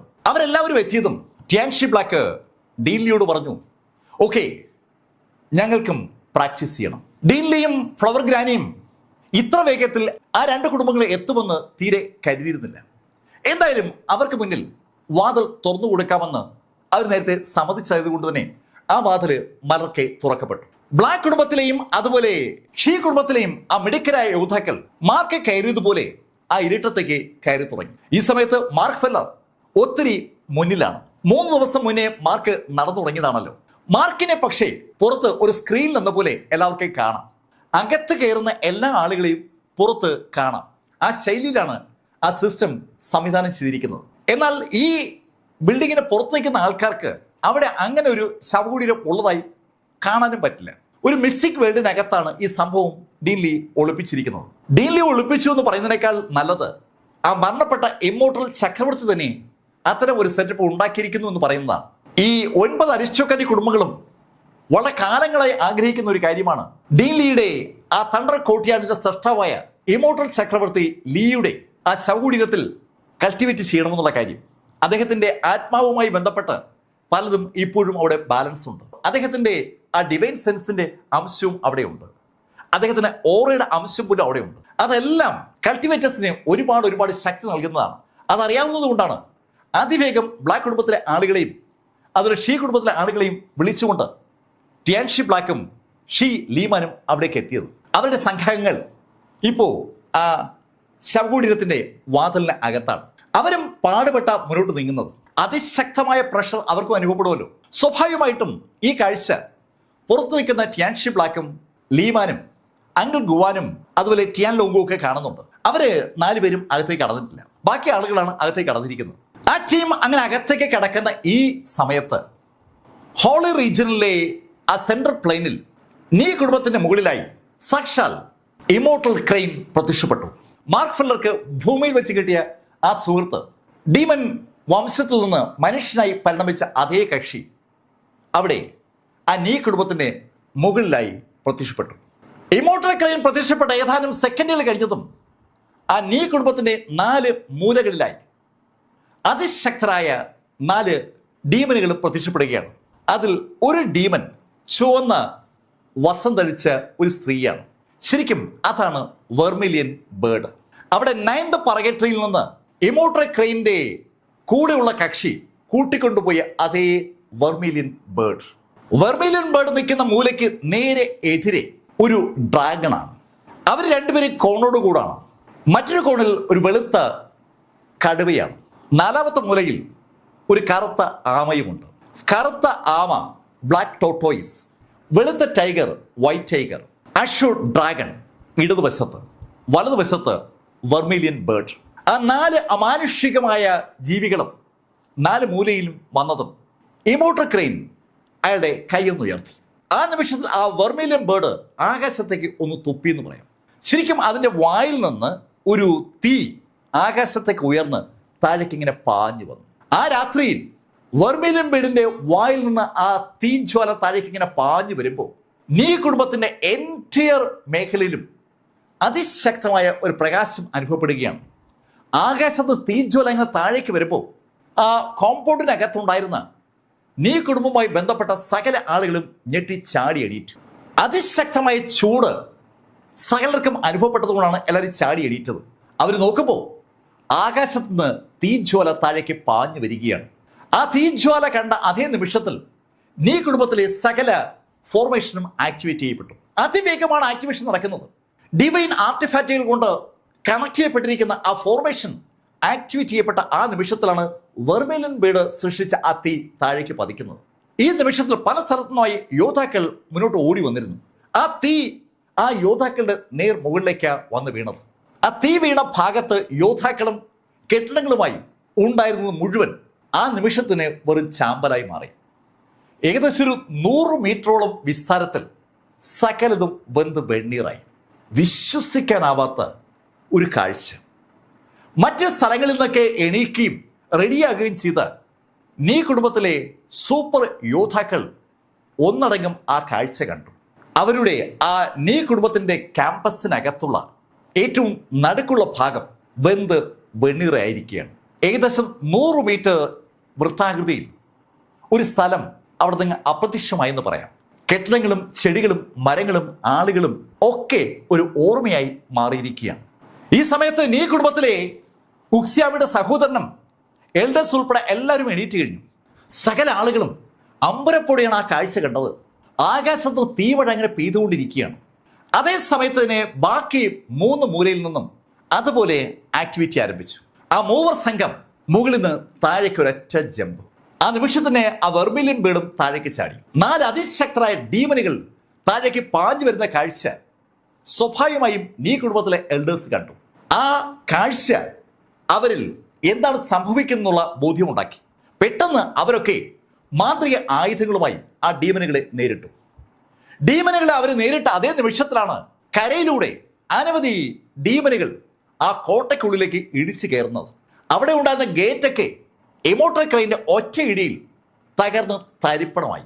ആ തകർന്ന ഗേറ്റ് വഴി ആയിരക്കണക്കിന് ഡീമനുകൾ അകത്തേക്ക് ഇങ്ങനെ ഇരച്ചു കയറുകയാണ്. അതേപോലെ ആയിരക്കണക്കിന് യോദ്ധാക്കൾ നീ കുടുംബത്തിന്റെ ആ ക്യാമ്പസിനകത്തുണ്ട്. ഒരു യുദ്ധം അതിന്റെ എല്ലാ ശക്തിയോടും കൂടി ആ ക്യാമ്പസിന്റെ അകത്തും പുറത്തുമായി പൊട്ടിപ്പുറപ്പെട്ടു.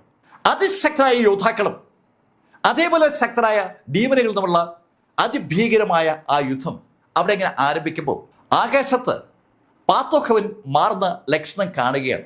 ആകാശത്ത് ആ രാത്രിയിലും പല നിറത്തിലുമുള്ള മേഘങ്ങൾ പ്രത്യക്ഷപ്പെട്ടു തുടങ്ങിയാണ്. ഒരു പ്രകാശം എല്ലാ മേഖലയിലും പതുക്കെ പതുക്കെ വ്യാപരിക്കുകയാണ്. ഏത് നിമിഷത്തിൽ വേണമെങ്കിലും ഗോൾഡൻ പാത്ത് ഓഫ് ഹെവൻ അവതരിക്കും. ആ ഗോൾഡൻ പാത്ത് ഓഫ് ഹെവൻ അവതരിച്ചാൽ പാത്ത് ഓഫ് ഹെവന്റെ മുകളിലുള്ള റെസ്ട്രിക്ഷൻസ് പൂർണ്ണമായും മാറും. കഴിഞ്ഞ കാലങ്ങളിൽ ട്രിബുലേഷൻ ട്രാൻസിറ്റിംഗ് സ്റ്റേജിലേക്ക് കടന്നിട്ടുള്ള യോദ്ധാക്കൾ പല സ്ഥലത്തും ഉണ്ടാവും.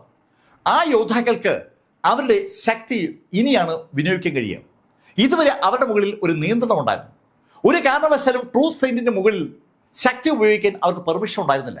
ആരെങ്കിലും ട്രൂ സെയിന്റിന്റെ മുകളിലുള്ള ശക്തി ഉപയോഗിച്ചാൽ ആ നിമിഷത്തിൽ പാത്ത് ഓഫ് ഹെവൻ ഇടപെടുകയും അവരെ കൊല്ലുകയും ചെയ്യുമായിരുന്നു. പാത്ത് ഓഫ് ഹെവൻ ഇത് ആ റെസ്ട്രിക്ഷൻ മാറ്റാൻ പോവുകയാണ്. ആ ഒരു ധാരണ ആ രാത്രിയിലും ആളുകൾക്കുണ്ട്. പക്ഷെ എപ്പോഴാണ് അത് മാറുക എന്നുള്ള കാര്യം അവർക്കറിയത്തില്ല. അതുകൊണ്ട് തന്നെ അതിനെക്കുറിച്ച് കൂടുതൽ ആലോചിക്കാതെ പാഞ്ഞു വരുന്ന ഡീമനുകളുമായി നീ കുടുംബത്തിലെ യോദ്ധാക്കൾ ഏറ്റുമുട്ടുമ്പോൾ നീ കുടുംബത്തിലെ ഹെഡും എൽഡേഴ്സും ഒക്കെ ചാടി പുറത്തേക്ക് വന്നു. അവരെല്ലാവരും പുറത്തേക്ക് വരുമ്പോൾ അതിഭീകരമായ യുദ്ധമാണ് അവിടെ നടക്കുന്നത്. ആ എൽഡേഴ്സിന്റെ കൂട്ടത്തിൽ നീ കുടുംബത്തിന്റെ ഹെഡുണ്ട്. ആ ഹെഡ് തന്റെ മുന്നിൽ നടക്കുന്ന ആ കലാപം കണ്ട ആ മാത്രയിൽ കൈ ഒന്ന് ചലിപ്പിച്ചു. അയാൾ കൈ ചലിപ്പിച്ചതും നീ കുടുംബത്തിന് മുന്നിലായി ഒരു വലിയ അമ്പലം പ്രത്യക്ഷപ്പെട്ടു. ശരിക്കും ഒരു 10 അടിയോളം നീളവും വീതിയുമുള്ള ഒരു കൂറ്റൻ അമ്പലം. പക്ഷെ ആ അമ്പലം വായുവിൽ ഫ്ലോട്ട് ചെയ്ത് നിൽക്കുകയാണ്. മേൽക്കൂരയുള്ള ഒരു അമ്പലമാണ്. ആ അമ്പലം അവിടെ വായുവിൽ പ്രത്യക്ഷപ്പെട്ടതും ആ അമ്പലത്തിന് ചുറ്റുമായി അതിശക്തമായ ഒരു പ്രഷർ അങ്ങനെ ജനറേറ്റ് ചെയ്യപ്പെടുകയാണ്. ശരിക്കും ആ അമ്പലം ഒരു ആർട്ടിഫാക്റ്റ് ആണ്. നീ കുടുംബത്തിന്റെ എല്ലാ ശക്തിയും സമാഹരിക്കപ്പെട്ടിരിക്കുന്ന ഒരു സൃഷ്ടിയാണ് ആ അമ്പലം എന്ന് പറയാം. ആ അമ്പലം ആ യുദ്ധകളത്തിന് മുകളിൽ പ്രത്യക്ഷപ്പെട്ടതും അത് അതിശക്തമായ പ്രഷർ താഴേക്ക് കൊടുത്തു തുടങ്ങിയാണ്. സ്വാഭാവികമായിട്ടും ഡീമനുകൾ ഒരുപാട് പേർ ആ നിമിഷം കൊല്ലപ്പെട്ടു. ഡീമനുകൾ ആ അമ്പലത്തിന്റെ ശക്തിയിൽ കൊല്ലപ്പെടുന്ന കണ്ട ആ നിമിഷത്തിൽ പെട്ടെന്നാണ് അമ്പരപ്പിക്കുന്ന മറ്റൊരു കാഴ്ച ഉണ്ടായത്. താഴെ നിന്ന് ഒരാൾ ആകാശത്തേക്ക് കുതിച്ചു പൊങ്ങി അയാൾ അമ്പലത്തിന്റെ മുന്നിലെത്തിയിട്ട് കൈ നിവർത്തി ഒരു അച്ചായി ഇടി. കണ്ണഞ്ചിക്കുന്ന വേഗതയിൽ ആ കൈ ആ അമ്പലത്തിനെ പാഞ്ഞു ചെന്ന് ഇടിക്കുകയാണ്. ശരിക്കും ആ ഇടിയേറ്റ് അമ്പലം ശരിക്കൊന്ന് വിറച്ചു. ആ അമ്പലം വിറയ്ക്കുന്ന കണ്ടതും താഴെ നിൽക്കുന്ന നീ കുടുംബത്തിന്റെ ഹെഡ് ഉറക്കെ ആകാശത്ത് നിന്ന് ആ അമ്പലത്തെ ഇടിച്ച ആ വ്യക്തിയെ നോക്കി ഉറക്കെ അലറി, ശ്രീറാം, നീ ഒരു മനുഷ്യനല്ലേ? നീ ഈ ഡീമനുകളുമായി ചേർന്നിട്ട് മനുഷ്യർക്കെതിരെ പോരാടുന്നു. ആ ചോദ്യം വളരെ ഉറക്കെ ഉച്ചത്തിലാണ് ഉണ്ടായത്. സ്വാഭാവികമായിട്ടും ശ്രീറാം ആ ചോദ്യം കേട്ടു. ശ്രീറാം തിരിഞ്ഞ് ആ നീ കുടുംബത്തിലെ ഹെഡിനൊന്ന് നോക്കിയിട്ട് വീണ്ടും കൈയൊന്നുയർത്തി ഒരൊറ്റ ഇടി. ശ്രീറാമിന് രണ്ടാമത്തെ ഇടി ആ അമ്പലത്തിൽ പതിച്ചതും അമ്പലം ആ ഇടിയുടെ ശക്തിയാൽ ഒരുപാട് ദൂരേക്ക് അങ്ങ് തെറിച്ചു. ശരിക്കും നീ കുടുംബത്തിന്റെ അതിർത്തിയിലേക്ക് ആ അമ്പലം പോയി വീണു എന്ന് പറയുന്നതാണ് ശരി. ശ്രീറാമിന്റെ അതിശക്തമായ ആ ഇടി ആ അമ്പലത്തെ തെറിപ്പിച്ചതും എമോർട്ടൽ ക്രെയിന്റെ മുഖത്ത് ഒരു പുഞ്ചിരി വിരിഞ്ഞു. എമോർട്ടൽ ക്രെയിൻ തിരിഞ്ഞ് ആ നീ കുടുംബത്തിലെ കാരണവരോട് പറഞ്ഞു, മനുഷ്യനായ ശ്രീറാം ഞങ്ങളോട് സഹകരിക്കണമെങ്കിൽ നിങ്ങളെപ്പോലുള്ള ആളുകൾ എന്തുമാത്രം തെറ്റുകൾ ചെയ്തു എന്ന് ആലോചിക്കുക.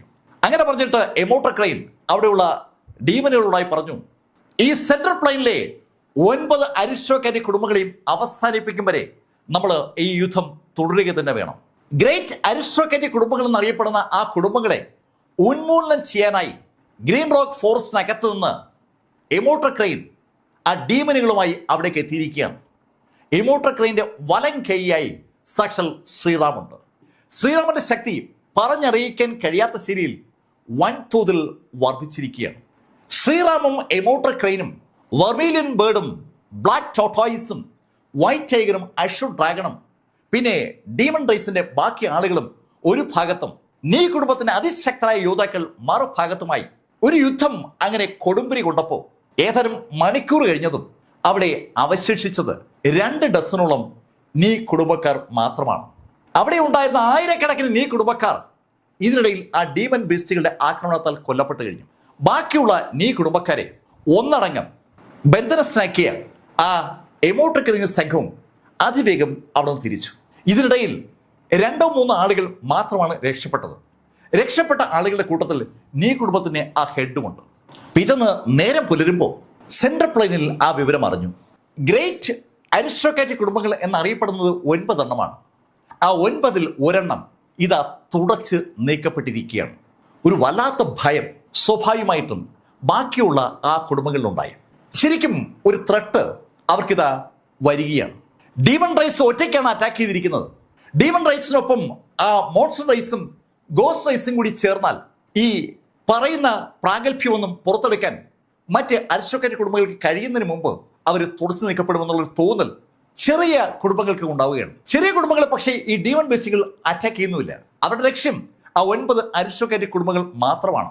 സെൻട്രൽ പ്ലെയിനിൽ ഈ രംഗങ്ങൾ ഇങ്ങനെ അരങ്ങേറുമ്പോൾ മാർക്ക് ഫെല്ലർ അകത്തേക്ക് അടിവെച്ച് നീങ്ങുകയാണ്. മാർക്കിന്റെ മുകളിൽ അനുഭവപ്പെടുന്ന പ്രഷർ കൂടി തുടങ്ങി. മാർക്കിന് ഇപ്പോ അനുഭവപ്പെടുന്നത് ശരിക്കും ട്രാൻസെൻഡിങ് സ്റ്റേജിലെ വിഷ്വലുകളാണ്. മാർക്ക് എമോർട്ടൽ എംബറുടെ ശക്തമായ അറ്റാക്കിനെ അഭിമുഖീകരിച്ചു തുടങ്ങി. 5-ാമത്തെ ദിവസം പൂർത്തീകരിക്കപ്പെട്ടതും മാർക്കിന്റെ എൻറ്റിയർ ബോഡിയും ഏതാണ്ട് കത്തി തീർന്നു എന്ന് പറയാം. എമോർട്ടലുകളുടെ അതിശക്തമായ ആക്രമണത്തിൽ മാർക്കിന്റെ ബോഡിയും സോളും ഒക്കെ കത്തിത്തീരുന്ന ആ കാഴ്ച കണ്ടതും ടിയാൻഷി ബ്ലാക്ക് അയാളുടെ കൂടെയുള്ള ആളുകളെ തിരിച്ചു വിളിച്ചു. എമോർട്ടലിന്റെ അതിശക്തമായ ആക്രമണത്തെ അതിജീവിക്കാൻ ഇനി ആർക്കും കഴിയില്ല എന്നതുകൊണ്ടാണ് ടിയാൻഷി ബ്ലാക്ക് എല്ലാവരും തിരിച്ചു വിളിച്ചത്. ഷീ കുടുംബവും അവരുടെ ആളുകളെ തിരിച്ചു വിളിക്കുമ്പോൾ ടിയാൻഷി ബ്ലാക്ക് ഡീൻ ലിയോട് പറഞ്ഞു, ആ മാർക്ക് ശരിക്കൊരു ജീനിയസ് ആയിരുന്നു. അവൻ ഈ ശൈലിയിൽ അവസാനിച്ചതിൽ എനിക്കെന്തായാലും വിഷമമുണ്ട്. അയാളുടെ മകളായി അയാൾ എമിലി ബ്ലാക്കിനെ കരുതുകയാണ്. ആ എമിലി ബ്ലാക്കിന് ഇഷ്ടപ്പെട്ട വ്യക്തിയാണ് മാർക്ക് ഫെല്ലർ. ആ മാർക്ക് ഫെല്ലറാണ് അയാളുടെ കൺമുന്നിൽ വെച്ച് ഇതാ എമോർട്ടൽ ചക്രവർത്തിയുടെ ആക്രമണത്താൽ കൊല്ലപ്പെട്ടിരിക്കുന്നത്. ടിയാൻഷി ബ്ലാക്ക് പറഞ്ഞ ആ വാചകം ശരിക്കും ഡീൻലിയും ഫ്ലവർ ഗ്രാനിയും കേട്ടില്ല എന്നതാണ് സത്യം. അവരും അകത്ത് നടന്ന ആ രംഗം കണ്ടിരുന്നു. മാർക്ക് ഫെല്ലർ 4-ാമത്തെ ദിവസത്തിൽ ഒരുപാട് ആക്രമണത്തെ എതിരിട്ടിരുന്നു. അതിന്റെ ഫലമായി മാർക്കിന്റെ എൻറ്റിയർ ബോഡിയും ഒടിയുകയോ പൊള്ളി അടയുകയോ തൊലി ഇളകിപ്പോവുകയോ മാംസകഷ്ണങ്ങൾ ചിതറുകയും ചെയ്തിരുന്നു. പക്ഷെ അതൊക്കെ മാർക്ക് അതിജീവിച്ച് 5th ഡേയിലേക്ക് കടന്നപ്പോഴാണ് അതിശക്തമായ ആക്രമണത്തിൽ എൻറ്റിയർ മാർക്ക് ഫെല്ലറും അവസാനിക്കുന്നത്. ഫ്ലവർ ഗ്രാനി അമ്പരപ്പുഴ അങ്ങനെ നോക്കുമ്പോൾ ടിയാൻഷി ബ്ലാക്ക് ലീമാനോട് പറഞ്ഞു, നമുക്ക് മടങ്ങാം, അവിടെ ഇനി നിന്നിട്ട് കാര്യമില്ല എന്നുള്ള കാര്യം ടിയാൻഷിക്ക് അറിയാം. ടിയാൻഷി ലീമാനുമായി കൂടെയുള്ള ആളുകളെയും കൂട്ടി അതിവേഗം അവിടെ നിന്ന് മടങ്ങി. അവർ മടങ്ങിക്കഴിഞ്ഞ് ഏതാനും മിനിറ്റുകൾ കഴിഞ്ഞതും ഫ്ലവർ പീക്കിൽ നിന്ന് അലറിക്കൊണ്ട് സാക്ഷാൽ എമിലി ബ്ലാക്ക് അങ്ങോട്ട് ഓടി വരികയാണ്. അവൾക്ക് എന്തോ ഒന്ന് ഫീൽ ചെയ്തു. മാർക്ക് ഫെല്ലറും എമിലിയും തമ്മിലുള്ള കണക്ഷൻ വല്ലാത്തൊരു ബന്ധത്തിലാണ്. അതിൽ ആർക്കെങ്കിലും എന്തെങ്കിലും സംഭവിച്ചാൽ ആ നിമിഷം എത്ര വിദൂരതയിലാണെങ്കിലും മറ്റേയാൾ അറിയും. മാർക്ക് ഫെല്ലർക്ക് എന്തോ സംഭവിച്ചു എന്ന് തോന്നിയതും ധാരത്തിലിരിക്കുന്ന എമിലി ബ്ലാക്ക് ആ ഫ്ലവർ പീക്കിൽ നിന്ന് മെയിൻ പീക്കിലേക്ക് ഓടിയെത്തിയതാണ്. എമിലി ബ്ലാക്ക് ഓടി വരുന്ന കണ്ടതും ഡീൻലി എമിലിയോട് പറഞ്ഞു, എമിലി നീ അരുതാത്തൊന്നും ചെയ്യരുത്. അങ്ങനെ ഡീൻലി പറഞ്ഞതും ഫ്ലവർ ഗ്രാനി ഡീൻലിയോട് പറഞ്ഞു, ഹേയ് ലീ, എന്തിനാ അവളെ തടയുന്നത്? മാർക്കില്ലാത്ത ലോകം അവൾക്കെന്തിനാ? തൻ്റെ പ്രാണപ്രിയനെ നഷ്ടപ്പെട്ട ആ വേദന ഇന്നും ഫ്ലവർ ഗ്രാനിക്ക് ഉണ്ട്. അന്നവർ മിസ് ഹീനയായിരുന്നു. എല്ലാവരും അറിയുന്ന മിസ് ഹീനയെ ഇഷ്ടപ്പെടുന്ന ചെറുപ്പക്കാർ ഒരുപാടുണ്ടായിരുന്നു. ഹീന അന്ന് ഈ ലോകത്തിലെ ഏറ്റവും ശക്തിയായ യുവതിയുമായിരുന്നു. ആ ഹീനയെ ഇഷ്ടപ്പെടുന്ന ചെറുപ്പക്കാരുടെ കൂട്ടത്തിൽ ഒരു ചെറുപ്പക്കാരൻ ഹീനയുടെ ഹൃദയം കവർന്നിരുന്നു. ആ ഹൃദയം കവർന്ന ചെറുപ്പക്കാരനെ നഷ്ടപ്പെട്ട ഓർമ്മ ഇപ്പോഴും ഹീന എന്ന ആ ഫ്ലവർ ഗ്രാനിക്കുണ്ട്. അതുകൊണ്ടാണ് അവർ ഇപ്രാവശ്യം മാർക്കുമായി ഒന്നിക്കാനുള്ള എമിലിയുടെ ആ ആഗ്രഹത്തെ തടയേണ്ട എന്ന് വെച്ചത്.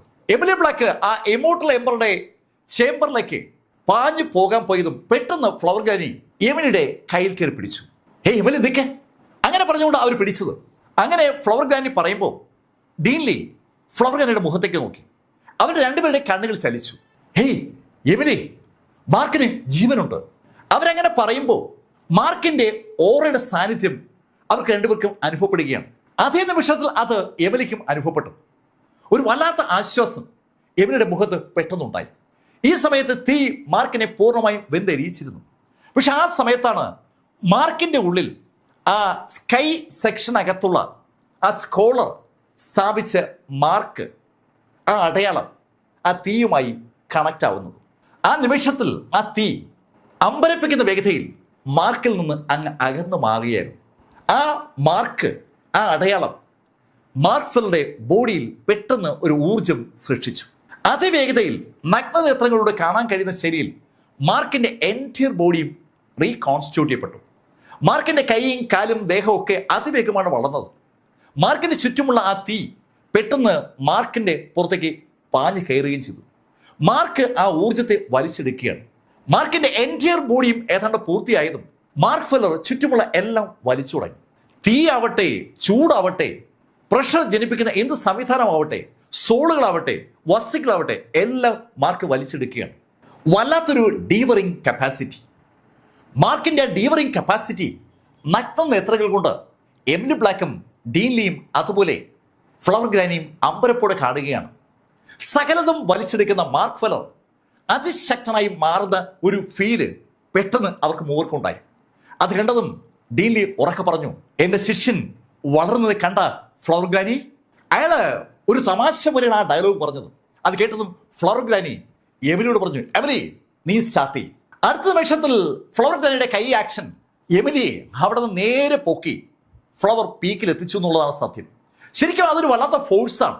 എമിലി ബ്ലാക്കിന് അവളുടെ ദൗത്യം എന്താണെന്ന് അറിയാം. ഏതാനും ദിവസങ്ങൾക്കുള്ളിൽ ഉറപ്പായും ആ സെൻട്രൽ പ്ലെയിനിൽ നിന്ന് അരിസ്റ്റോക്രാറ്റിക് കുടുംബങ്ങൾ സൈന്യവുമായി അവിടെ എത്തും. അത് എമിലിക്ക് അറിയാവുന്ന കാര്യമാണ്. എമിലി ബ്ലാക്ക് വീണ്ടും അവളുടെ ആ കൾട്ടിവേഷൻ ആരംഭിക്കുമ്പോൾ മാർക്ക് ഫെല്ലർ മുന്നോട്ട് നീങ്ങുകയാണ്. ഇപ്പോൾ മാർക്കിനെ എതിരെ വരുന്ന എന്തും മാർക്ക് അബ്സോർവ് ചെയ്യണം. അൺബിലീവബിൾ ആയിട്ടുള്ള ഒരു അബ്സോർവിംഗ് പവർ മാർക്കിന് ഉണ്ടായി വന്നു. ആ സമയത്ത് മാർക്ക് പല കാഴ്ചകളും കാണുകയാണ്. മാർക്ക് കാണുന്നത് ഇമ്മോർട്ടൽ ചക്രവർത്തി ലീ മെങ്ങിന്റെ ലൈഫാണ്. ആ ലൈഫ് മാർക്കിന് മുന്നിലൂടെ ചലച്ചിത്രം പോലെ അങ്ങനെ കടന്നു വരികയാണ്. ലീ മെങ്ങിന്റെ ബാല്യകാലം, വളർച്ച, അതിശക്തനായി അദ്ദേഹം മാറിയ കാലം എല്ലാം അങ്ങനെ കടന്നു വരുമ്പോൾ മാർക്ക് ലീ മെങ്ങിന്റെ ശബ്ദം കേട്ടു. ഏയ് യങ് മാൻ, ഇതുവരെ ഒരാളും അച്ചീവ് ചെയ്യാത്ത നേട്ടങ്ങളാണ് നീ അച്ചീവ് ചെയ്തിരിക്കുന്നത്. യങ് മാൻ, എനിക്ക് നിന്നിൽ ഒരു പ്രതീക്ഷയുണ്ട്. ഞാനും മറ്റ് ഇമ്മോർട്ടൽ ചക്രവർത്തിമാരും പാത്തുഹവനെ അനുകൂലിച്ച് മുന്നോട്ട് പോയി ശക്തരായവരാണ്. ഒരു കാലഘട്ടത്തിൽ ഞങ്ങൾ 8 പേർ ചേർന്ന് പാത്തോഹവിൽ നിന്ന് മാറി സ്വതന്ത്രമായി പ്രവർത്തിച്ചു തുടങ്ങി. അവസാനം ഞങ്ങൾ പാത്ത് ഓഫ് ഹെവനെ ഒന്ന് അറ്റാക്ക് ചെയ്തു. മാർക്കിന് ഇമോർട്ടൽ എംപറർ ലീമെങ് പറയുന്ന ആ കാര്യം അറിയാം. ലീമെങ് ഉദ്ദേശിക്കുന്നത് ആ സുവർണ ഗേറ്റ് തുറന്ന് പുറത്തേക്ക് വരുന്ന ആ ഗോഡ് ഓഫ് വാർ കണക്കുള്ള യോദ്ധാവിനെയാണ്. ആ യോദ്ധാവിനെ 8 ഇമോർട്ടൽ ചക്രവർത്തിമാരും ചേർന്ന് അറ്റാക്ക് ചെയ്തുവെന്നാണ് ഇവിടെ ഇപ്പോൾ ലീമെങ് പറയുന്നത്. ലീമെങ് പറയുന്ന കാര്യം ശ്രദ്ധിച്ചുകൊണ്ട് മാർക്ക് ഫെല്ലർ മുന്നോട്ട് നടക്കുമ്പോൾ ലീമെങ് ആ കാലഘട്ടത്തിലെ കാര്യങ്ങളൊക്കെ മാർക്കിനോട് പറഞ്ഞു തുടങ്ങി. പതുക്കെ പതുക്കെ മാർക്ക് നടന്ന് മുന്നോട്ട് പോവുകയാണ്. മാർക്ക് ആ ശവക്കല്ലറയുടെ അടുത്തെത്തിയപ്പോൾ ലീമെങ് മാർക്കിനോട് പറഞ്ഞു, കുഞ്ഞെ, നിന്റെ പേര് മാർക്ക് ഫെല്ലർ എന്നാണ്. എനിക്കത് മനസ്സിലാകുന്നുണ്ട്. മാർക്ക് ഫെല്ലർ, എനിക്ക് സാധിക്കാതെ പോയ കാര്യം നീ നേടണം. ഞാൻ നേടിയ അറിവുകൾ മുഴുവൻ ഞാൻ നിന്നിലേക്ക് സംക്രമിക്കുകയാണ്. അങ്ങനെ ലീമെങ് പറയുമ്പോഴേക്കും മാർക്കിന്റെ മുന്നിലുള്ള ശവക്കല്ലറ ഒരു ശബ്ദത്തോടുകൂടി അങ്ങ് പൊട്ടി. ശവക്കല്ലറ മാത്രമല്ല, ആ എൻറ്റയർ ഡോമും പൊട്ടുകയാണ്. ഒരു വിശാലമായ സ്ഥലത്താണ് ഈ സംഭവ വികാസങ്ങളൊക്കെ നടക്കുന്നത്. അത് മുഴുവൻ കണ്ടഞ്ചിക്കുന്ന വേഗതയിൽ പൊട്ടി ചിതറി ചെറു തരികളായി തികഞ്ഞ ശൂന്യതയിൽ അങ്ങ് അപ്രത്യക്ഷമാകുന്ന അമ്പരപ്പിക്കുന്ന കാഴ്ച പുറത്തു നിൽക്കുന്ന ഫ്ലവർ ഗ്രാനിയും അതുപോലെ ഡീൻലിയും കണ്ടു. വിശ്വസിക്കാനാവാത്ത ഒരു കാഴ്ച അവർ കാണുകയാണ്. ആ നിമിഷത്തിൽ ആ എൻറ്റയർ പ്രകാശവും ഒരു പ്രത്യേക സ്ഥലത്തേക്ക് കേന്ദ്രീകരിച്ചു. ആ പൊട്ടിച്ചിതറിയ ശവക്കല്ലറയും ആ ചുറ്റുമുള്ള വായുവും കല്ലറയ്ക്ക് ഉള്ളിലുള്ളതും പുറത്തുള്ളതും എല്ലാം ചേർന്ന് പ്രകാശമാകുകയാണ്. ആ പ്രകാശം ഒരു സ്ഥലത്ത് കേന്ദ്രീകരിച്ചതും ആ പ്രകാശം അതിവേഗതയിൽ മാർക്കിന്റെ നെഞ്ചിലേക്ക് പാഞ്ഞു വന്ന് മാർക്കിന്റെ ഉള്ളിലേക്ക് അപ്രത്യക്ഷമായി. ഇമോർട്ടൽ ചക്രവർത്തി ലീമെങ് തന്റെ ജന്മം കൊണ്ട് നേടിയത് മുഴുവൻ ഇതാ മാർക്കിലേക്ക് സംക്രമിച്ചിരിക്കുകയാണ്. ആ ഊർജം മാർക്കിന്റെ ഉള്ളിലേക്ക് അങ്ങനെ കടന്നു വരുമ്പോൾ മാർക്ക് സാവധാനം അവിടെ ഇരുന്നു. മാർക്ക് ചമ്ര പടിഞ്ഞിരിക്കുകയാണ്. മാർക്കിന്റെ ഉള്ളിൽ ആ ലീമെങ്ങിന്റെ അറിവുകൾ എങ്ങനെ വന്നുകൊണ്ടിരിക്കുകയാണ്. ലീമെങ്ങിന്റെ അറിവ് മാർക്കിനോട് പറയുന്നതനുസരിച്ച് മാർക്ക് പല കാര്യങ്ങളും ചെയ്തു തുടങ്ങി. മാർക്ക് പോലും അറിയാതെ മാർക്ക് ഫെല്ലറുടെ ശക്തി വർദ്ധിച്ചുകൊണ്ടേയിരിക്കുകയാണ്. മാർക്ക് ഫെല്ലറുടെ ശക്തി അങ്ങനെ വർദ്ധിച്ചു വരുമ്പോൾ ഡീൻലിയും ഫ്ലവർ ഗ്രാനിയും അറിയാതെ ആകാശത്തേക്ക് നോക്കി പോവുകയാണ്. ആകാശത്ത് അങ്ങ് അകലെയായി പല നിറത്തിലുമുള്ള മേഘങ്ങൾ പ്രത്യക്ഷപ്പെട്ട് കഴിഞ്ഞു.